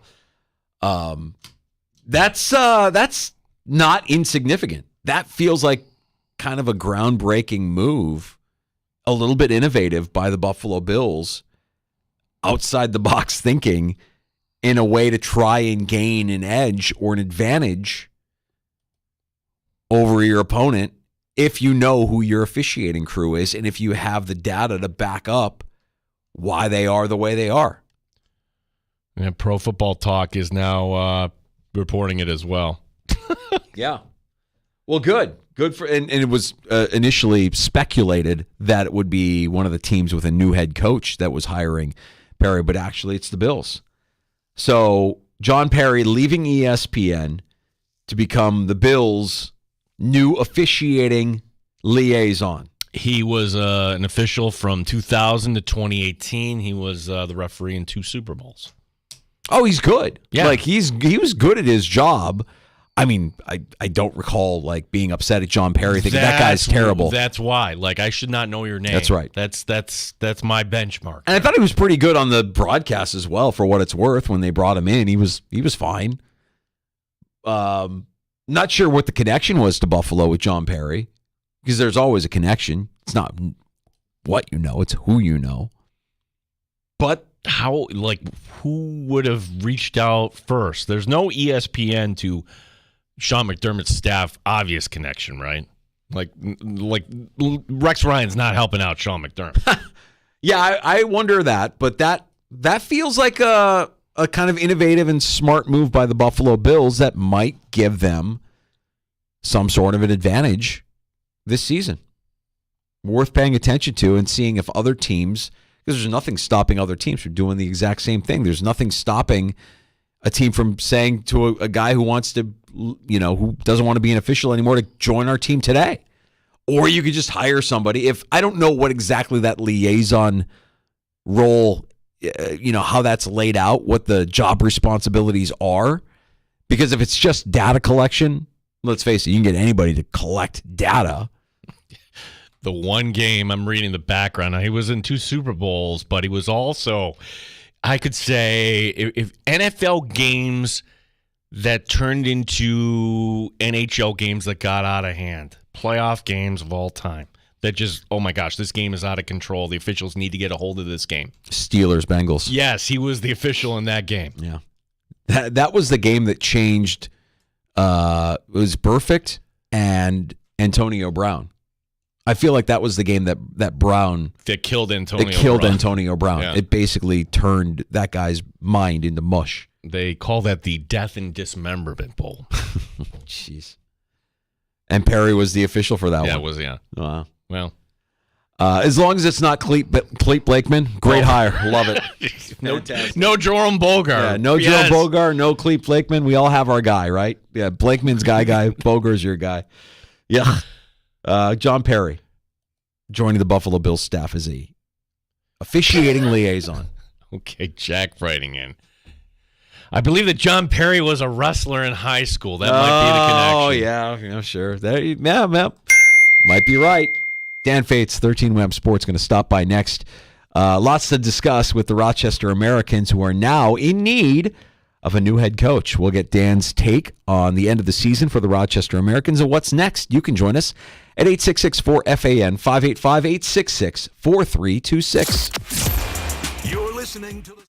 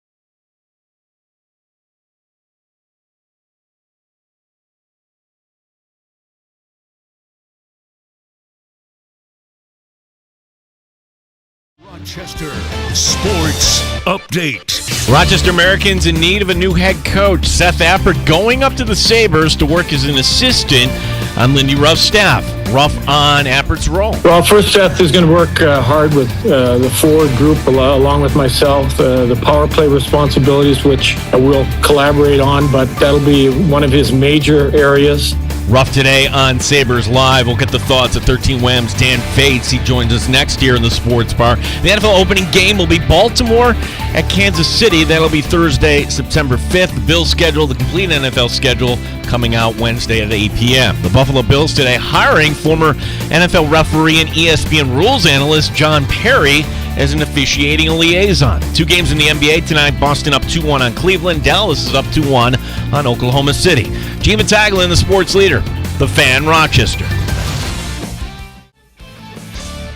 Straight up with no chaser. You're in the Sports Bar with Danger and Battaglia on the Sports Leader, 95.7 FM and AM 950 The Fan, Rochester. We all have to find a little higher level of compete, a higher level of playing the game quicker, tracking and back checking harder, willingness to be in shot lanes when the game is on the line. Maybe there's times you're not always there, but it's something that we're going to demand. That's Sabres head coach Lindy Ruff on some of the non-negotiables going into this offseason, and an offseason that sees him rounding out his coaching staff today with the promotion of Seth Appert up from Rochester to the Buffalo Sabres. 13 Wham Sports, Dan Fates stopping by the Sports Bar. Dan, we'll talk about the end of the season for the Amerks. Were you surprised that it is indeed Seth Appert going up to join the parent club? No, I'm not at all. Thanks again for having me on, guys. Look, I think this is a seamless transition. I think this made a whole lot of sense. I think that they should have at least interviewed Seth for their head coaching vacancy. I'll say this. I've been very open about my love for Brian Daboll, guys. I've joked around about that I love him and respect him more than certain members of my family. Seth Appert's getting close to that level. Yeah. Like that is how highly I think of Seth Appert. He has done something that is very difficult, especially in minor league sports, especially here in Rochester, especially with all of the turmoil that has been going on with the Sabres for the last 13 years. Appert has had the ability, and what he has built in Rochester is a culture that can develop young talent while also winning. That's rare. That's difficult to do. That is not easy. Usually it's one or the other. We've seen what Hershey does, and all these people want to say, oh, well, look what they should. You don't talk to Seth Appert about a head coaching position. Talk to the Hershey head coach. He's got 13 former professional hockey players. Seth Appert's dealing with 19, 20-year-olds that have never been in this country before, and he's getting them to buy into a culture and a system here in Rochester, New York, and has been able to win games and get his players to buy in. It's a very unique skill set, and it's a great trait that Appert has. Yeah, I mean, think we're all in agreement here. And Dan, when I see an NHL.com writer mentioning the name of Seth Appert, and if you're looking at whose name would be coming from the American League, I guess what I'm wondering is, and guess this is Seth's decision, but I would have thought that a team like San Jose or any team that has a little bit of a runway would have been at least giving Seth a call saying, hey, why don't you come interview for this? Maybe. What Seth has in this organization is he has a lot of respect. I remember when Kevin Adams said that the toughest job in the organization is the minor league hockey coach. It's a bear, like what you're tasked to do with what little resources at times you're given and what you have to use and what you have to deal with. I think that I want him to be an NHL head coach, and I've talked to other assistants going back to a few years ago, and they said that if Seth Appert ever played one shift in the NHL as a player, he'd already be an NHL coach. He doesn't have any of that experience. He's got his own unique path. I sat down with him. He was a bad goalie in college at Ferris State, and then he just became a coach, and he's worked his way up. And what I think is so unique and refreshing for Appert is he can relate to the younger generation. This isn't necessarily the John Tortorellas, the Lindy Ruffs. There's fewer and farther between. You can't just run guys into the ground anymore. It's about building relationships. It's about instilling a culture. It's about the system can be what it is, but it's got to adapt in all of these things. And again, I'm just really happy that Lindy Ruff coming in didn't oversee or overlook what Appert has done in Rochester.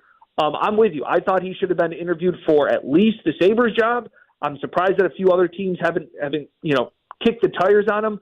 But the success that he's been, I'm watching the Rangers game the other night, and I'm seeing there's Michael Pekka drawing up plays in the final minutes. Like, oh yeah, I was just talking to Pekka last year when we were in Syracuse. They're coming back from this deficit and things like that. So again, I just can't be prouder enough of to be able to be friends with the guy and to just think so highly of him.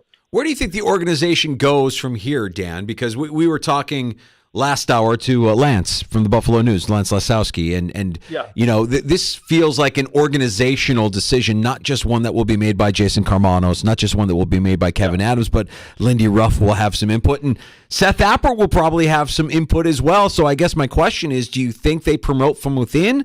Do you think that there's some connection with Lindy Ruff and some of the relationships he has that he could maybe bring somebody in? Or does Seth Appert maybe have somebody in mind for the next head coach of the Rochester Americans? It's a great question, and it's so funny to talk about does Seth Appert have an idea.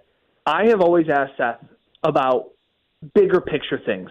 And I've always asked him, when do you become an NHL head coach? And when do you want to do this? And what are your goals? And all these things. And he always just blows them off. And it's not like an insincere, I don't want to talk about it. It's I don't know. I'm worried about tomorrow. I've always talked. I would interview him on camera and say, "You're a great coach. Why don't you just admit that?" And he kind of laughs and he goes, "If I think I'm a great coach today, then I won't be a great coach tomorrow." That is the mindset of this guy. He's got this process-driven, day-by-day result. What he wants practices to look like, the culture, all those things. So I don't know if he's thought of a successor in Rochester. I don't know if he ever would see himself as that. Nathan Pache is on the staff. He's a Rochester guy. He's at this point living in the area. He's got connections. Played for Lindy. Has played or is now coached alongside Seth. I don't know. They are turning back the clock a little bit, bringing Lindy back. Could it be? I don't know. Chris Taylor was on Lindy's staff in Denver or with the Devils, I know. So maybe that's another name that gets brought up. I don't know what they want for the organization, if it's a promotion within, if it's just a connection to Lindy, or if it's fresh eyes. Yeah, we're talking to 13 Wham's Dan Fates here. I'm sure we'll hear maybe some names that will be interviewed over the coming weeks here. Dan, what happened? I subscribe to the theory that, hey, if this were like the NHL, where the Amherst had this amazing comeback on Saturday night to force a Game 5, if they played it on Tuesday night, the Amherst would have advanced to the next round, but Syracuse had enough time to recover there. Yeah, I'm not so sure about that, because I think that's your gut reaction, but sometimes you can be too high off a win to then not have the time. And I asked them about that. The Amherst, talking to them that night when they won that game and to that wild comeback in Syracuse, they were like, it's great that we're going to get to catch our breath and collect ourselves, because you can't ride these emotional waves, and the quick turnaround sometimes can throw you off, that you're not able to reset. I think they liked having the week off. I think they just played their worst period of the series in the first period, and it sucked the crowd out of it. I remember doing live hits with Mike, and I'm sitting there and I go, I'm not saying you have to score in the first 5 minutes, but I go, you really kind of want to keep the crowd into it.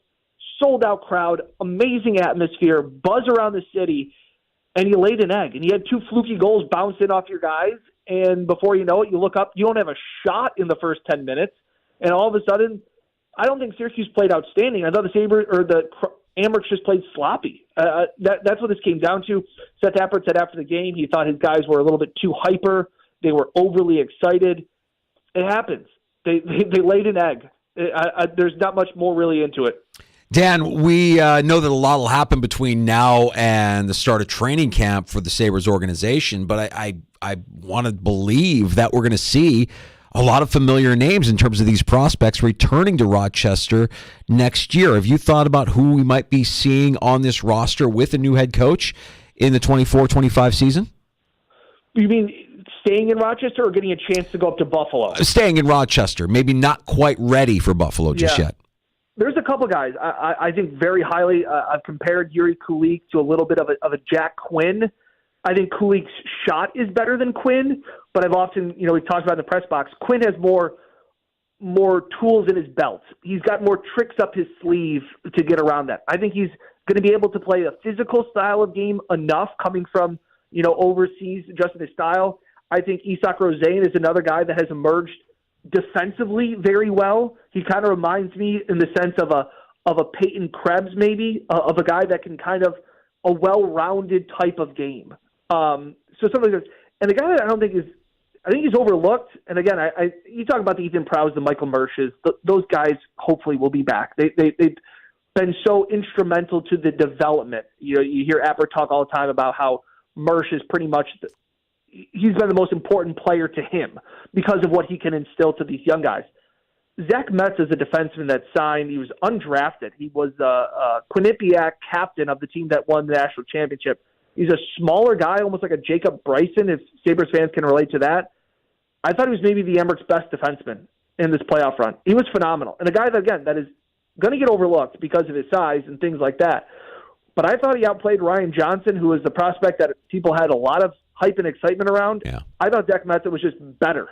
And Apper kind of pointed out to what he's overcome and his ability to shake off a bad shift and then always come back out with a great shift. In the game where they went up 2-0 in game one, they then gave up 2 goals, and then Metza had the assist on the game-winning goal, like right after that. And we asked about it, and he was like, I knew Metza was going to have a great shift. And you were like, what? Like he goes, just that kind of confidence for a guy that's undrafted, captain of a team, won a national title, things like that. He's a guy that I would like to see get a shot. We've seen Jacob Bryson kind of up there, maybe kind of competing for that spot up there. But if not, he'd be a great guy to have back in Rochester. 13 Wham and Buffalo Plus. Dan Fates joining us as we shift over to some Bills talk here. And if there's any clue, any indication that the NFL has power over us, they're going to dominate the whole week here, the news cycle, by leaking a game here or there. And then certainly the big news Wednesday night and everything else on Thursday. I guess I'll start with this because there's this rumor, and I always feel a little skittish talking about rumors. But what if, Dan, the Bills were actually on Christmas Day?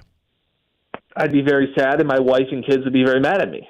That's what we would know. What I think the games are going to be at 3 and 6:30, kind of. Is that 1 and 4 or whatever? Yeah. 1 and 4. That's brutal. Mm-hmm. Anything but the 1 o'clock game, guys. That I don't want any part of that. The problem is that to play on Wednesday, which is just so greedy of the NFL. Like, come on, they're going to have to play on Saturday. Yep. Before that. And the rumor is that it could be like a divisional round robin. So it could be like, hey, the AFC East all gets to play against, they play the Dolphins and the Jets and things like that. I mean, please no. I'll take Thanksgiving. I'll play on Thanksgiving. The Bills will be allowed to play on Thanksgiving. Let me have Christmas. Let Bills fans have Christmas. Or make Catalana go down and shoot. What about that? What do you think that would be? That's what I'd like to see. Yeah. Catalana shooting a game. Hey, Dan, what about this news about John Perry leaving ESPN, former NFL official hired by the Buffalo Bills as an officiating liaison? This feels like an innovative move by the Buffalo Bills. I'm not really sure what would prevent other teams from doing likewise if you're trying to gain an edge in terms of what goes on in the mind inside the mind of a zebra. Yeah, I think this is a good move for Perry because it's kind of a no-win situation at ESPN because you kind of end up being the guy that carries the water for the rest of the officials. So maybe it's just a change for him. And obviously with all of the new rule changes, whether it's the kickoff and things like that, maybe he'll have a little bit more insight as to finding ways to get around stuff. My only thought on John Perry is when the whole debacle happened with the Lions, he was really defending the official when it felt like nobody else could possibly, when everybody in the world knew that the ref messed up. And this goes back to all officials. I wish officials could hold their hand up, umpires, officials, and say, I messed up. And why can't we just accept that? I feel like so many times umpires throwing out Aaron Boone for something he didn't do, things like that, they have become, they unfortunately think that people are paying money to watch them officiate instead of these things. So maybe this is just another way of getting, again, another set of eyes and ears, an inside angle on what you're seeing on a regular basis. But John Perry really kind of rubbed me the wrong way when he was defending the official when it seemed as clear as day as when the Lions substituted, he just made the wrong call. Yeah, no doubt about it. Dan, Bill's rookie mini camp over the weekend. Yeah. Any takeaways from seeing these guys for the first time out on the field? Keon Coleman has late hands, and I mean that in a good way. One of my good friends played at Syracuse. He was a defensive back, and he talked about how one of the toughest things to judge is a lot of times as a cornerback, you play through the wide receiver's hands and his eyes. And when you see them come up, that's when you know the ball's coming your way. Obviously, we're just doing drills. I compared Bill's rookie minicamp to like a Pop Warner football camp. It was a lot of instructions. It was run hard to this next drill, guys, and run in a line and catch this ball, right? Things like that. But I like the way that Keon had late hands. They show up real late, like they're up and then the ball's there. It's not like he's waiting for the ball for a long time with his hands up. Excited 20-year-old, this is awesome. Can I have a cookie? My coach from Macy's. This is so cool. I love my life. He said the reality kind of set in when he put his helmet on. And all of a sudden, he's like, yeah, I don't want to talk about coach anymore. Like, I want to be known for my play on the field, not about a coder or a snacks. Like, that I thought was very self-aware for a 20-year-old player that has a lot of expectations and a lot of hope riding on him from this fan base to know, hey, that was cool. I got to go on RG3's podcast. The whole NFL world was talking about me, but if I want them to keep talking about me, it's going to be because of my play, not because of my press conferences. So I really liked the maturity in that second showing by Keon. Is it maturity, Dan, or did they get to him? They got to him. They coached him up. No, don't so cynical already. Well, okay, let's project it out a little bit since we're talking about Keon Coleman. We've seen in the past that Sean McDermott isn't hard and fast with giving promotions out to rookies. How involved do you think we could see Keon Coleman get in this offense early on in the season? Yeah, I think McDermott has kind of pushed back on that stigma that he doesn't play anybody and doesn't play rookies. Like there have been rookies. We saw Osiris Torrance start all the games, so like he will do it. It goes back to Matt Milano played a lot in some of these things. So we saw the progression of Dalton Kincaid. So I think I'm looking at kind of a Dalton Kincaid progression for Keon. I think he'll get some opportunities early to get his feet wet is what you hope for. And then by the middle of the season, he's kind of becoming a focal point of the offense. That is perfect best-case scenario for the Bills. That's what they would love. They would love to have guys fill in the meantime until Keon gets up to speed, which is why if there's anything that we're caring about, we talked about Christmas Day's first schedule for all these upcoming schedules that we released on Wednesday night. The Bills could really use an easy schedule early. They could really use an easy schedule to figure out what their offensive identity is going to be. I think it could take them a few games, especially for guys like Keon and Curtis Samuel and how all these new pieces fit. But I think in a perfect world, if you want to know what the best case scenario for Keon's development would be and how he comes along, I think you're looking at a Dalton Kincaid. It just cracks me up, Dan, that here in the NFL, it's their schedule, just kind of follow along with it. And we still don't have anything official about Bill's training camp, and that's a little more than 2 months away here, just coming up here. I mean, when is that going to drop, do you think? Next week, maybe?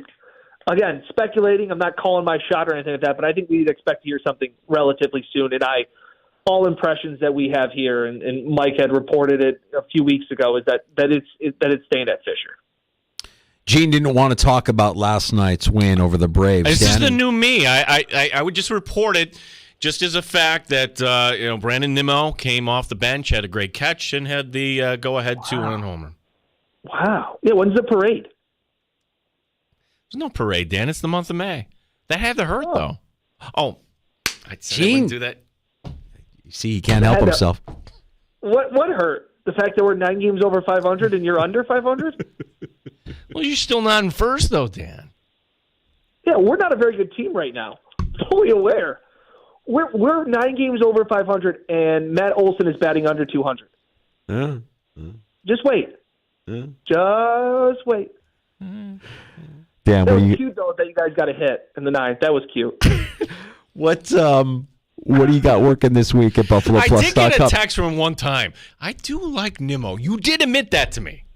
Yeah, he's a pain in the butt. Yes. I mean, you guys can get rid of Jeff McNeil now. I think that experience kind of fizzled out. We're ready to do that. Let's move on to that, yes. That was a cute story for a little bit. Yes, Nimmo plays hard. You can't not respect his game. On Buffalo Plus, Mike and I just recorded a podcast previewing what we think the Bills' primetime games will be, as well as what realistic expectations we should be having for the Bills' offense. There's just a lot of talk of, well, without Stephon Diggs, then Khalil Shakir will catch 1,000 yards, and Dalton Kincaid will catch 1,000 yards, and everybody will just exponentially play better, and everything will be great, and all roses and sunshine. You're talking to Gene with this podcast. It feels like you've recorded a podcast that Gene should go listen to. I'm of the belief that Khalil Shakir is the answer here. Yes, Dalton Kincaid is certainly going to get his targets, but Dan, what if you actually doubled the target? You would expect more production out of Khalil Shakir. He could be certainly 1,000 to 1,200 yard receiver for this team. Gene, we just did this. We just did this with a wide receiver in Buffalo and thought, man, remember those few games he had? He'll emerge and be a true number 2 wide receiver. And where is that guy playing now? Jacksonville. In Jacksonville. Yeah. So we just did this mistake where we put too high of expectations on a player, and it was an unrealistic expectation. Let Khalil Shakir be Khalil Shakir. Don't try and put him on this pedestal that he has. If he has 1,000 yards next year, massive. Do I think it's possible? Absolutely. Am I writing it down in Sharpie marker? I think we're going to get disappointed then. Yeah. Let's just let Khalil be Khalil. And he had a great 5 games, but it is not fair to say, look at those 5 games. If you expand it out to 17, he's going to have this many yards. Because I could also say, what about those first 9 games? Or how about this for you? If you did that, Stephon Diggs' first 6 weeks of the season, he should have had 2,000 yards. It's not how this works. And Khalil and Dalton are going to have to realize life without Stephon Diggs getting a lot of attention. And for as much as you want to say, if you didn't like Stephon Diggs in Buffalo, that's fine. Josh still threw him the ball 160 times because that was his guy. Yeah, he could separate. He was... Yeah, exactly. That's right. All right. I'll be on my island over here, just kind of on Shakir Island over there, along with me and the rest of the Met fans here. All right. Dan. Appreciate it, Dan. Thanks, Dan. And let's go Mets. Good talking to you. Here we go. Go Braves. Good. Yeah. I didn't hang up on him. You didn't. You're fine. The thing that I saw this weekend, and I saw this from people that we've had on the show that we respect, this complete 180 on Stephon Diggs. Yeah, I noticed this too. He's nauseating. This guy. What is he doing? I saw that Brasky said that. Nauseating. I wasn't gonna bring it up. Well, danger.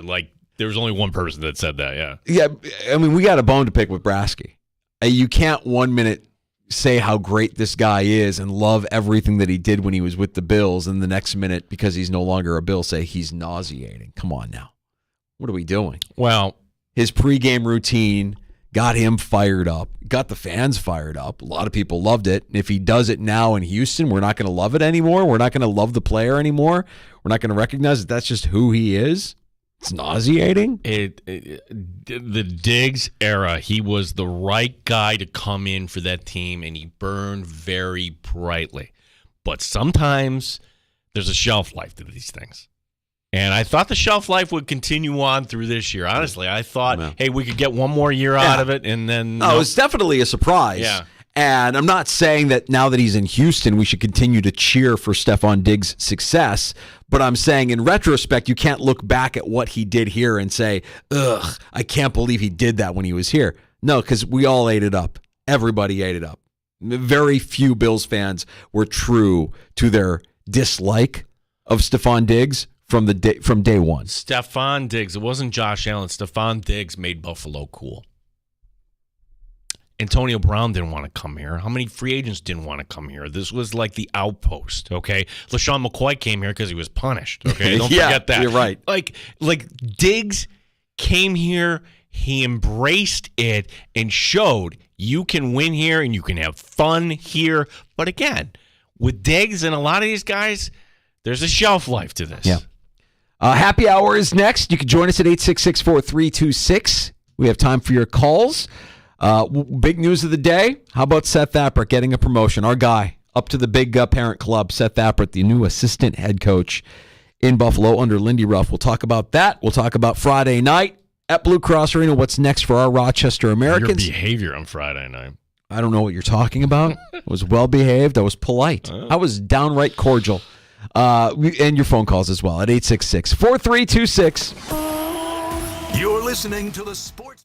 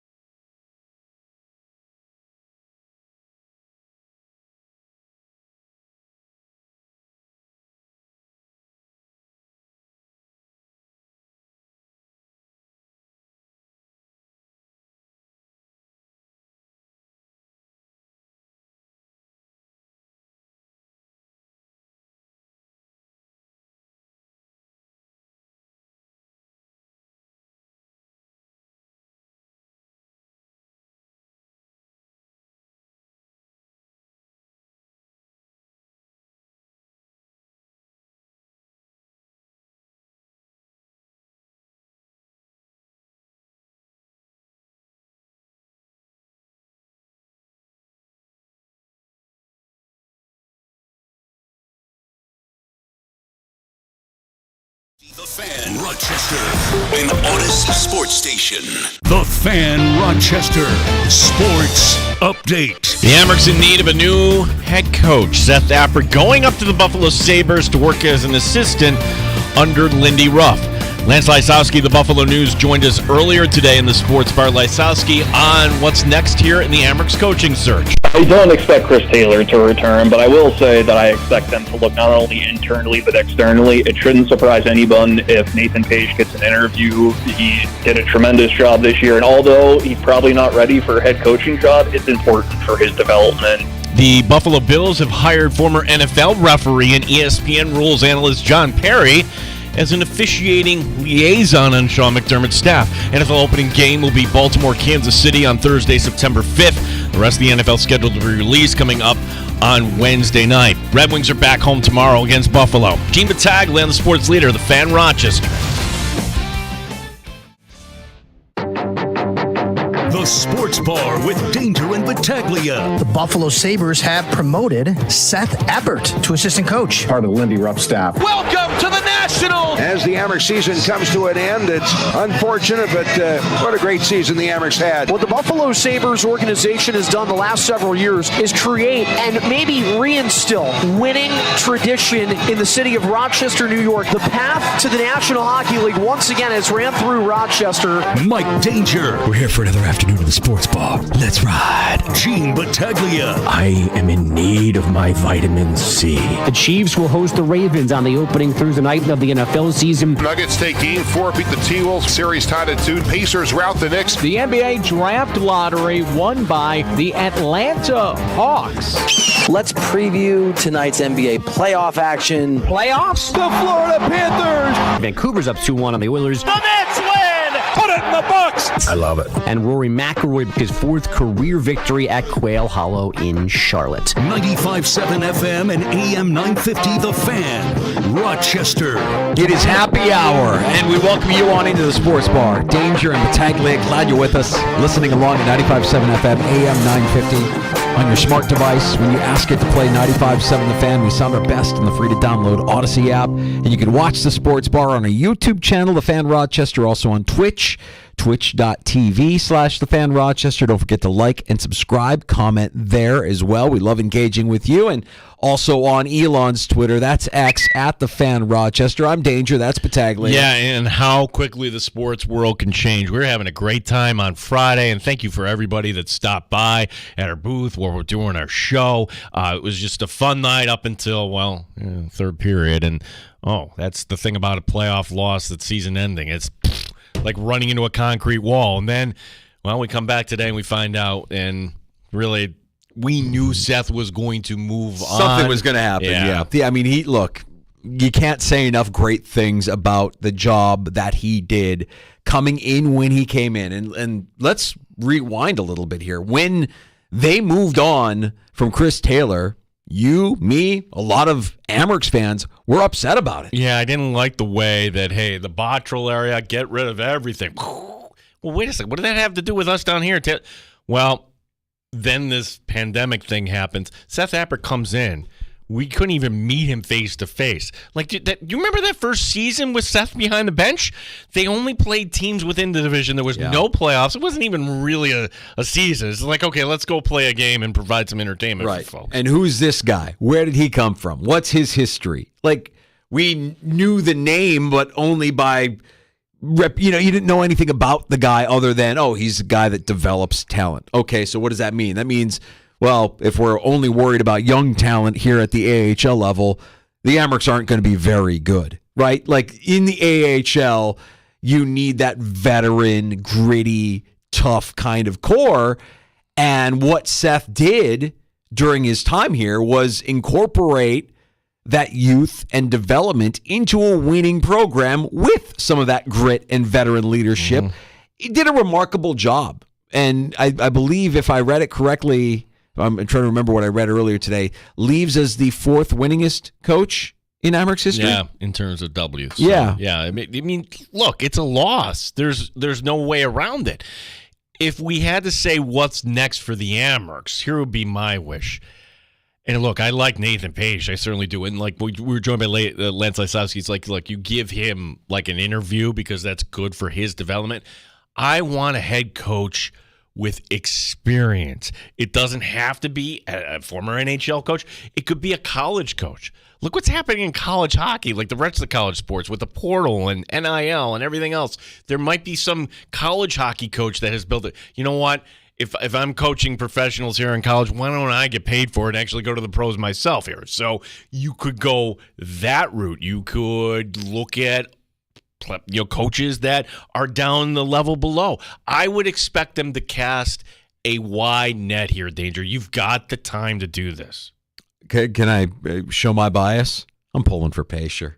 I know he doesn't have a lot of head coaching. He has 0 head coaching experience. Okay, fair. But don't you get the sense after you talk to him on Friday that he's done everything this season? He has absorbed Seth Appert. It felt like we were talking to Seth Appert when we were talking to Nathan Pace on Friday because of the influence that Appert has had on him this one season. I wouldn't rule him out. I would love to see it happen. I would love to see him become the next in a long line of former Amerks to become head coaches and who've made Rochester home. It would be so much fun. It would be so awesome, and I'd be so happy for him. That said, I don't know exactly what they're looking for in the next head coach of the Rochester Americans. But I'm with you. I think they will cast a wide net. I think they will talk to a lot of people, and I think everybody will have a say. I imagine the final say, obviously, is Kevin Adams, but I think Seth Appert will probably be able to tell you, yeah, that kind of coach won't work with this kind of player. Or Jason Carmanos might have somebody else in mind that, Lindy Ruff might have some input as to who the next head coach of the Rochester Americans what's interesting is, like, what could change next year are the veterans. A lot of these veterans are going to be up. Your Murrays, your Mershes, your Davies, like a lot of the guys that kind of, I thought, pushed the Amerks along down the stretch. But what's going to be back in Rochester when we talk to Lance Lysowski, like, Yuri Kulik did not earn a job up in Buffalo based on what did not happen this postseason. Isak Rosane probably be served. What I'm saying is there's still going to be a lot of talent in terms of prospects here. So really, who would be best to kind of take the baton from Seth here? Well, that goes to your Pace argument. We'll see. But I loved what Lance said. There is still reason for optimism and reason to feel excited about the Amerks and what that roster could look like next year when you factor in that some of these guys, the Sabres don't have to force anything anymore with the roster that they have. There was a time where they had to force players up before they're seasoned here in the AHL. They don't have to do that anymore. They're fine. No, I think the only guy that was on this playoff team that's not going to be here is the goaltender. I think Devin Levi goes back up to Buffalo, and barring him not having the yips or anything, he'll be up there as a really nice 1B to Ukko-Pekka Luukkonen's 1A. Agreed. You're going to get Matty Savoy at some point. You get to see more of some of the guys we saw here late in the season. So there's a reason to feel optimistic about what the roster looks like. Now we just have to figure out who's going to lead the men. And, hey, look, if Seth Appert has any say in that, if he has any input on that, the fact that he's still within the organization, even though he won't be in Rochester, I feel pretty confident about them making the right move and hiring the right person for the job. It just, can we talk about Friday night? Oh, everything stings. Yeah, the atmosphere, fantastic.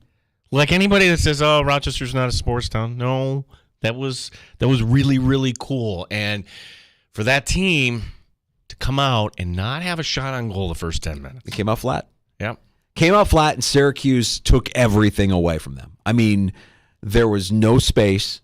They were physical. They played that 1-3-3 that made any kind of rush impossible.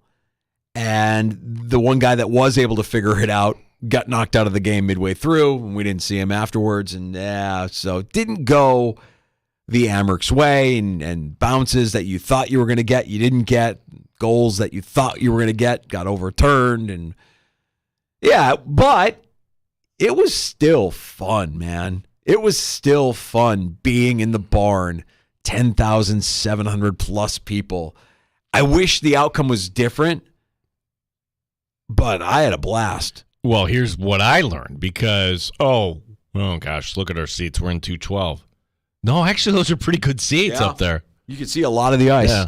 Our angle didn't really provide for any kind of clarity on the play that I was talking about, the disallowed goal that they wiped off the board. But, the worst part about where we were sitting wasn't the view. It was we had a bunch of Crunch fans behind us with their cowbells and vuvuzelas. Ugh. Yeah. Didn't need to hear that. That was a little frustrating. No, like I did not stay for the Amerks doing the last salute.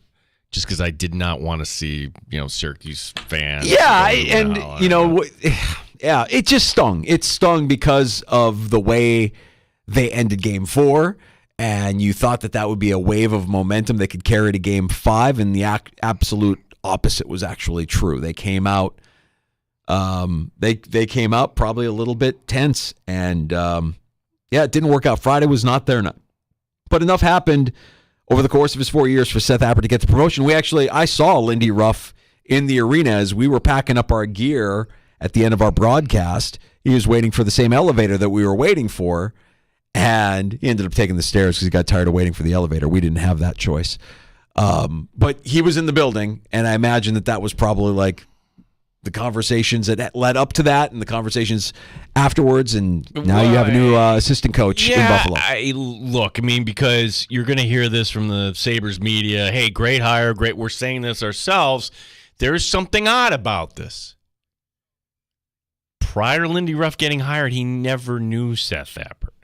So was this, hey, Lindy, this is what you're going to do? Or did Lindy actually come to the conclusion that actually this is the best thing for my team? Was it ever his decision? I have a feeling if Lindy Ruff is anything like us, it only took a conversation with Seth Appert to realize Seth Appert was probably the guy.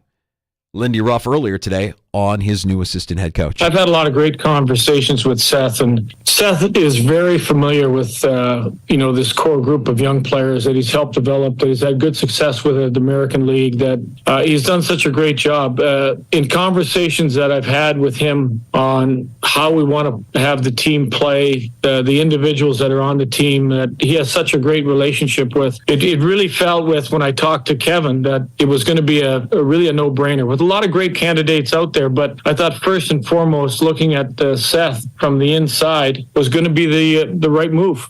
Strategically, it makes all the sense in the world, right? I mean, this is why we were upset that they didn't give Seth Appert a look at the head coaching position, because of what he's done with this young core in this organization.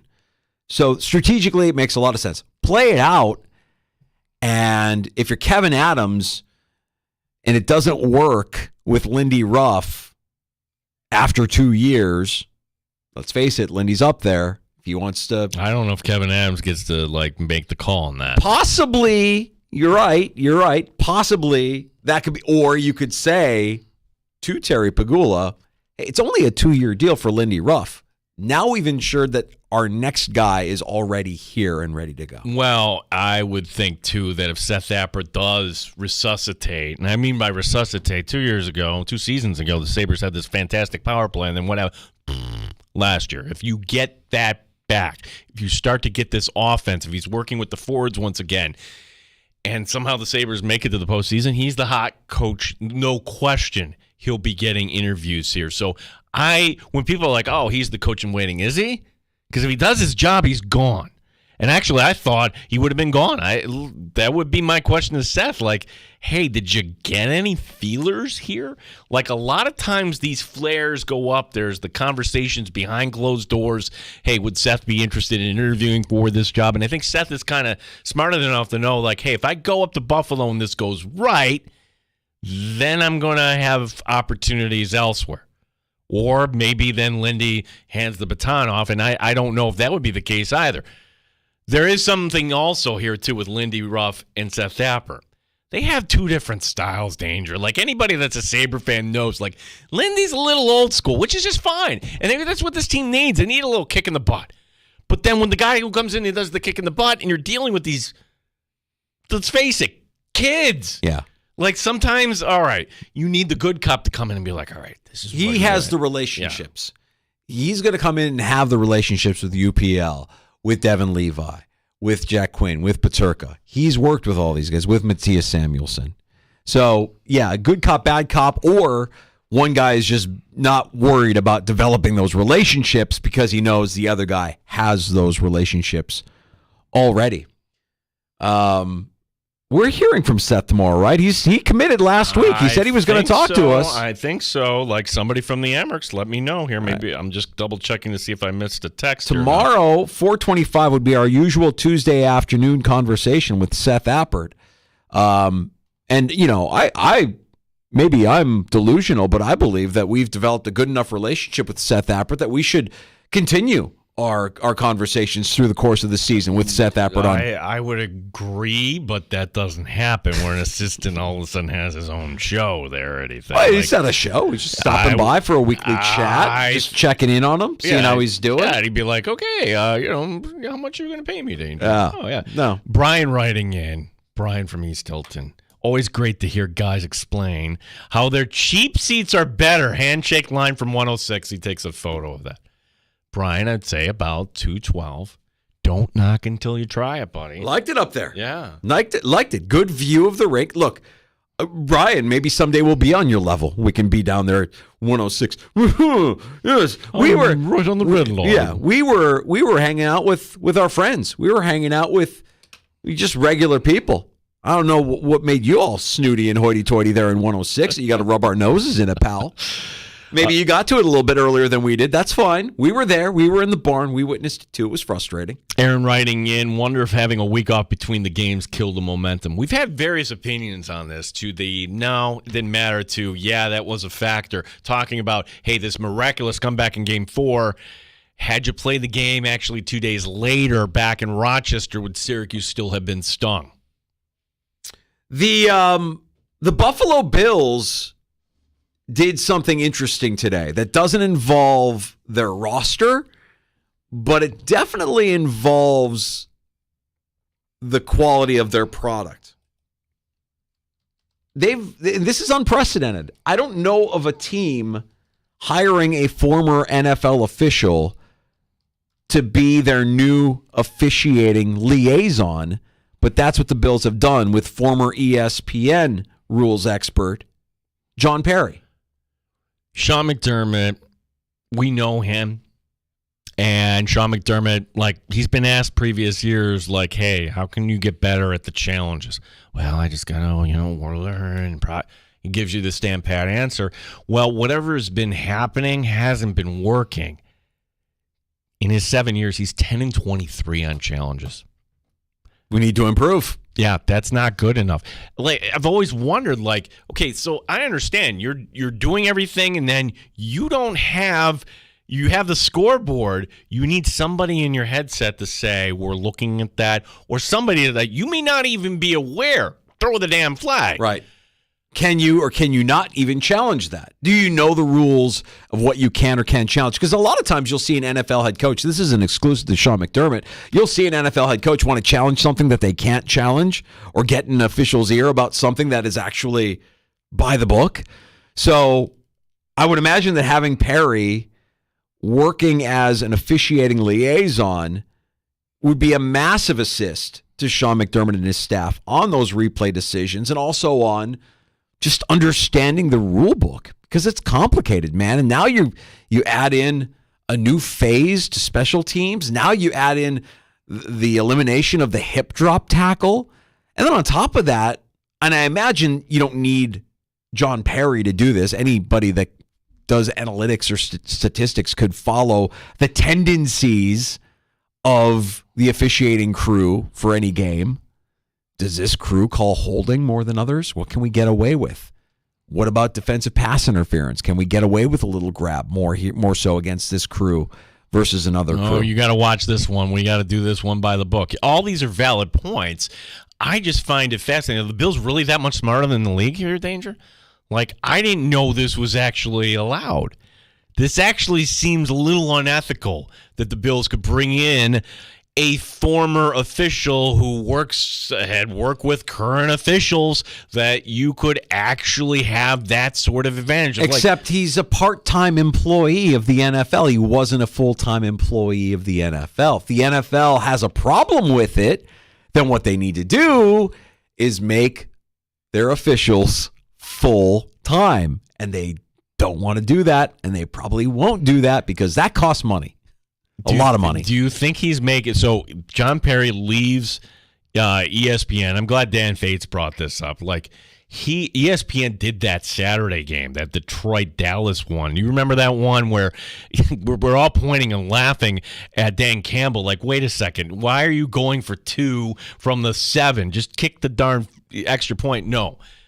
But honestly, it was that substitution thing, and it was a wrong call by the official. The official botched it, and Perry wouldn't criticize the official. So I'm wondering if it was one of those deals like, hey, you know what? We want somebody who's actually going to call it like they see it, not to kind of back up the official. So John Perry, what's the connection between John Perry and the Buffalo Bills here? Because how did he arrive in Buffalo? Like, did he call around the teams and look for work? Did he wrestle in college? Had to have wrestled in college. That's all I can come up with. Yeah, it must be it, yeah. I don't know. But that is an interesting development there by the Buffalo Bills. And it is, on the surface, it feels innovative. It's unprecedented.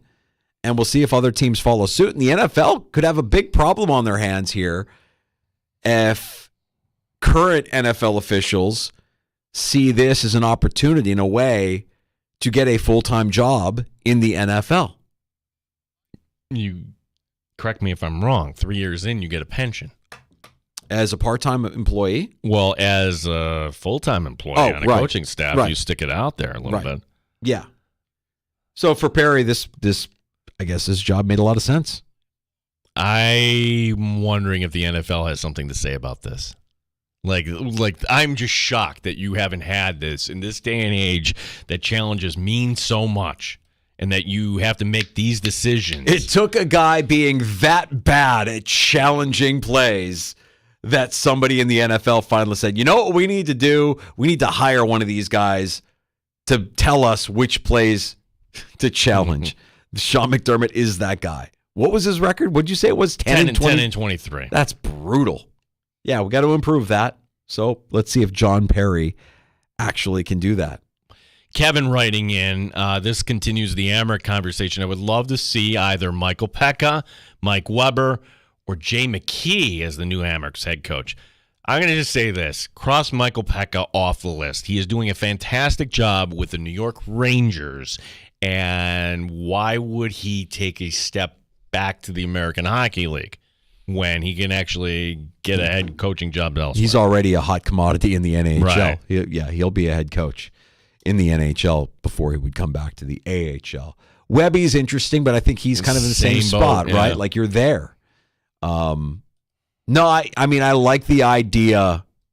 Me personally, I'm not saying this is going to happen. Me personally, I like the idea of a guy who's here, a guy who played, a guy that knows our community, that knows how important this team is to our community, being the guy. My bias is showing, but I'm Team Pacer. I want Nathan Pace to be the next head coach of the Rochester Americans. I said it. I like Pacer, and I feel like I'm alone on this. I put it out there earlier today. If the Sabres could bring back Lindy Ruff, why can't the Amerks bring back Chris Taylor? Yeah. Which I didn't expect. There's this certain section of the Amherst fan base. I love Tails. Like, we love Tails. Yeah, that would be like, bleh. Tom writing back to me. Well, Adams did fire him as one of his first moves, and his team's never performed in the playoffs. Okay, that's going to be the knock here. Eric writing in. Playoff wins, Abs 15, Taylor 0. Frank writing in, because he sucked as a coach, his teams play with no emotion or passion, cut from the Randy Cunneyworth cloth. Boring. Great player, lousy coach. Okay, that's harsh. I want to go back to what Eric said, like Abs 15, Taylor nothing. Did you forget what this organization was like before Taylor showed up? The Amherst organization, you couldn't get 3,000 people on a freaking Friday night down there. Don Stevens was candid with us on Friday talking about how much of a turnaround this organization has made since the Pagulas took over. But really, if you want to trace it to a specific coach in Rochester that turned it around, it wasn't Dan Lambert. It was Chris Taylor. You had O'Reilly's brother quitting the Amherst. And to join the Marlins. That's how bad it was. Yeah. And we can't forget that. So if you want to just point to the playoff record, I would say, all right, and there's some pretty good prospects now. Like, what did Taylor have back then? He had Nylander.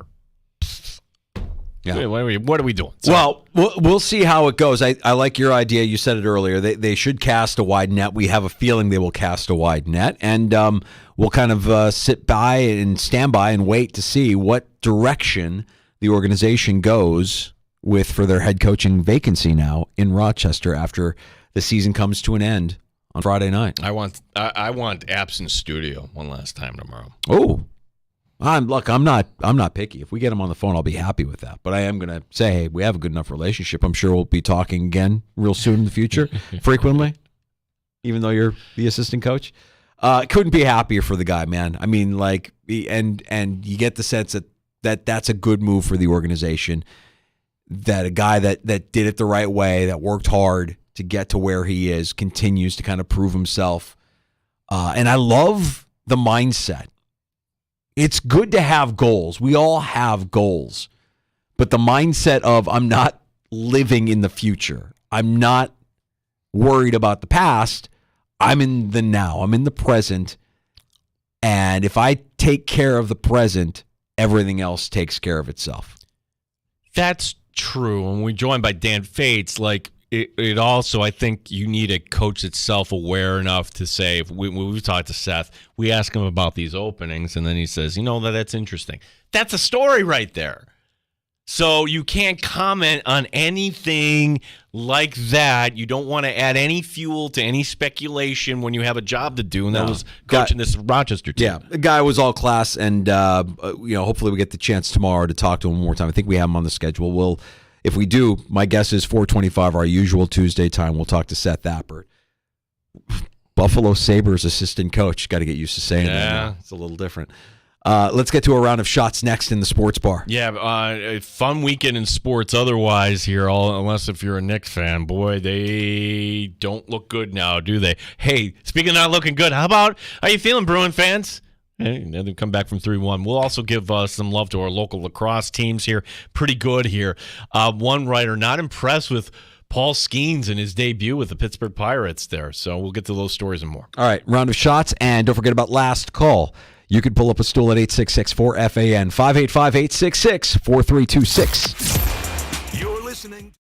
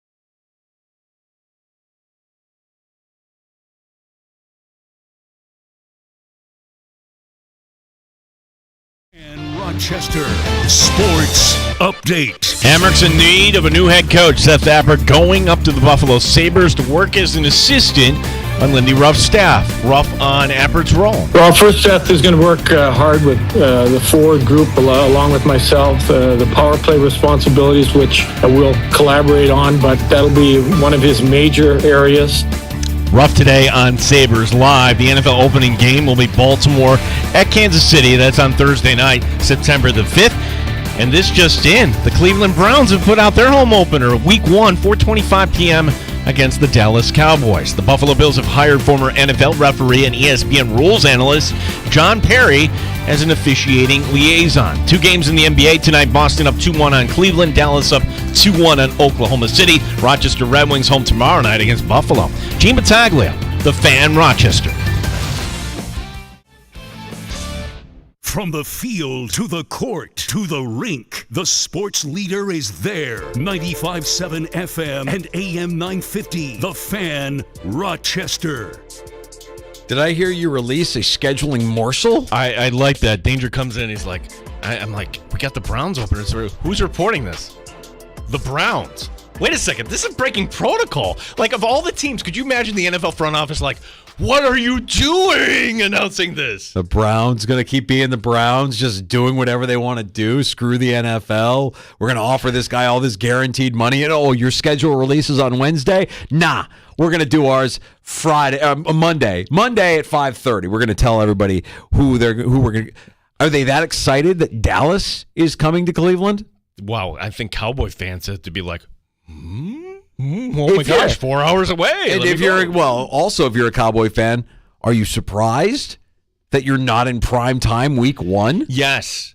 So does this open up the door for the Diggs Bowl here, Buffalo and Houston Sunday night? You got to put something good on Sunday Night Football. Usually it's been Dallas and the Giants, and well, we know Philadelphia and Green Bay aren't in play. Can we do this tomorrow? Tomorrow, can we go over our mock drafts? Or, I'm sorry, our mock schedules, not our mock drafts. Our mock schedules. Like, I looked at the schedule, the opponents, and I just kind of like put together a schedule that I would love to see. Yeah, you did this exercise back in January. I did it after they lost to Kansas City. Yeah. Like, let's see how close. I like doing it just to see how close you can kind of be, like hop in the mind of the schedule maker. And if you look close enough, if you look under enough rocks, you can see that there are some quote unquote leaked schedules. Now, I don't know if there's any accuracy to them, but I think we can, kind of like piece together. We'll do our mock schedules tomorrow. Ooh, okay, so this might be part of the reason why they announced this. So this is a big TV thing. They call it the upfront or whatever. Oh, right. Yeah, so Tom Brady is out there. This is Tom Brady's first game on Fox. So that's why maybe Fox is saying, get this out there now. Got it. While Tom Brady is wooing all these advertisers. Yes. Can you imagine the marketing?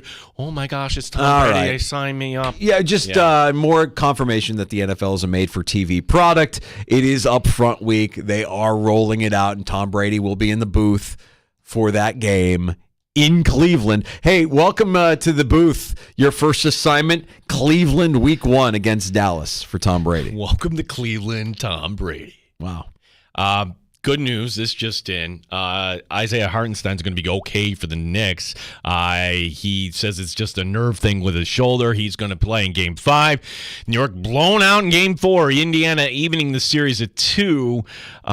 Boy, I don't know. The Knicks look a little in trouble here. 2 games tonight in the NBA. Dallas up 2-1 on OKC. Mavs giving 1.5 points. Before that on TNT, the Celtics in Cleveland. Boston up 2-1. The Celtics favored by 8.5 on the road. The Celtics are kind of like the Knicks, or at least the Knicks before all these injuries, in that you can kind of predict what they're going to do. Like, they'll get a big lead and then let the other team right, back in, right. Like, the games all kind of feel the same. Now, yesterday's Knicks game did not feel the same. They got trounced, and they've been very competitive, and they've kind of held their own here.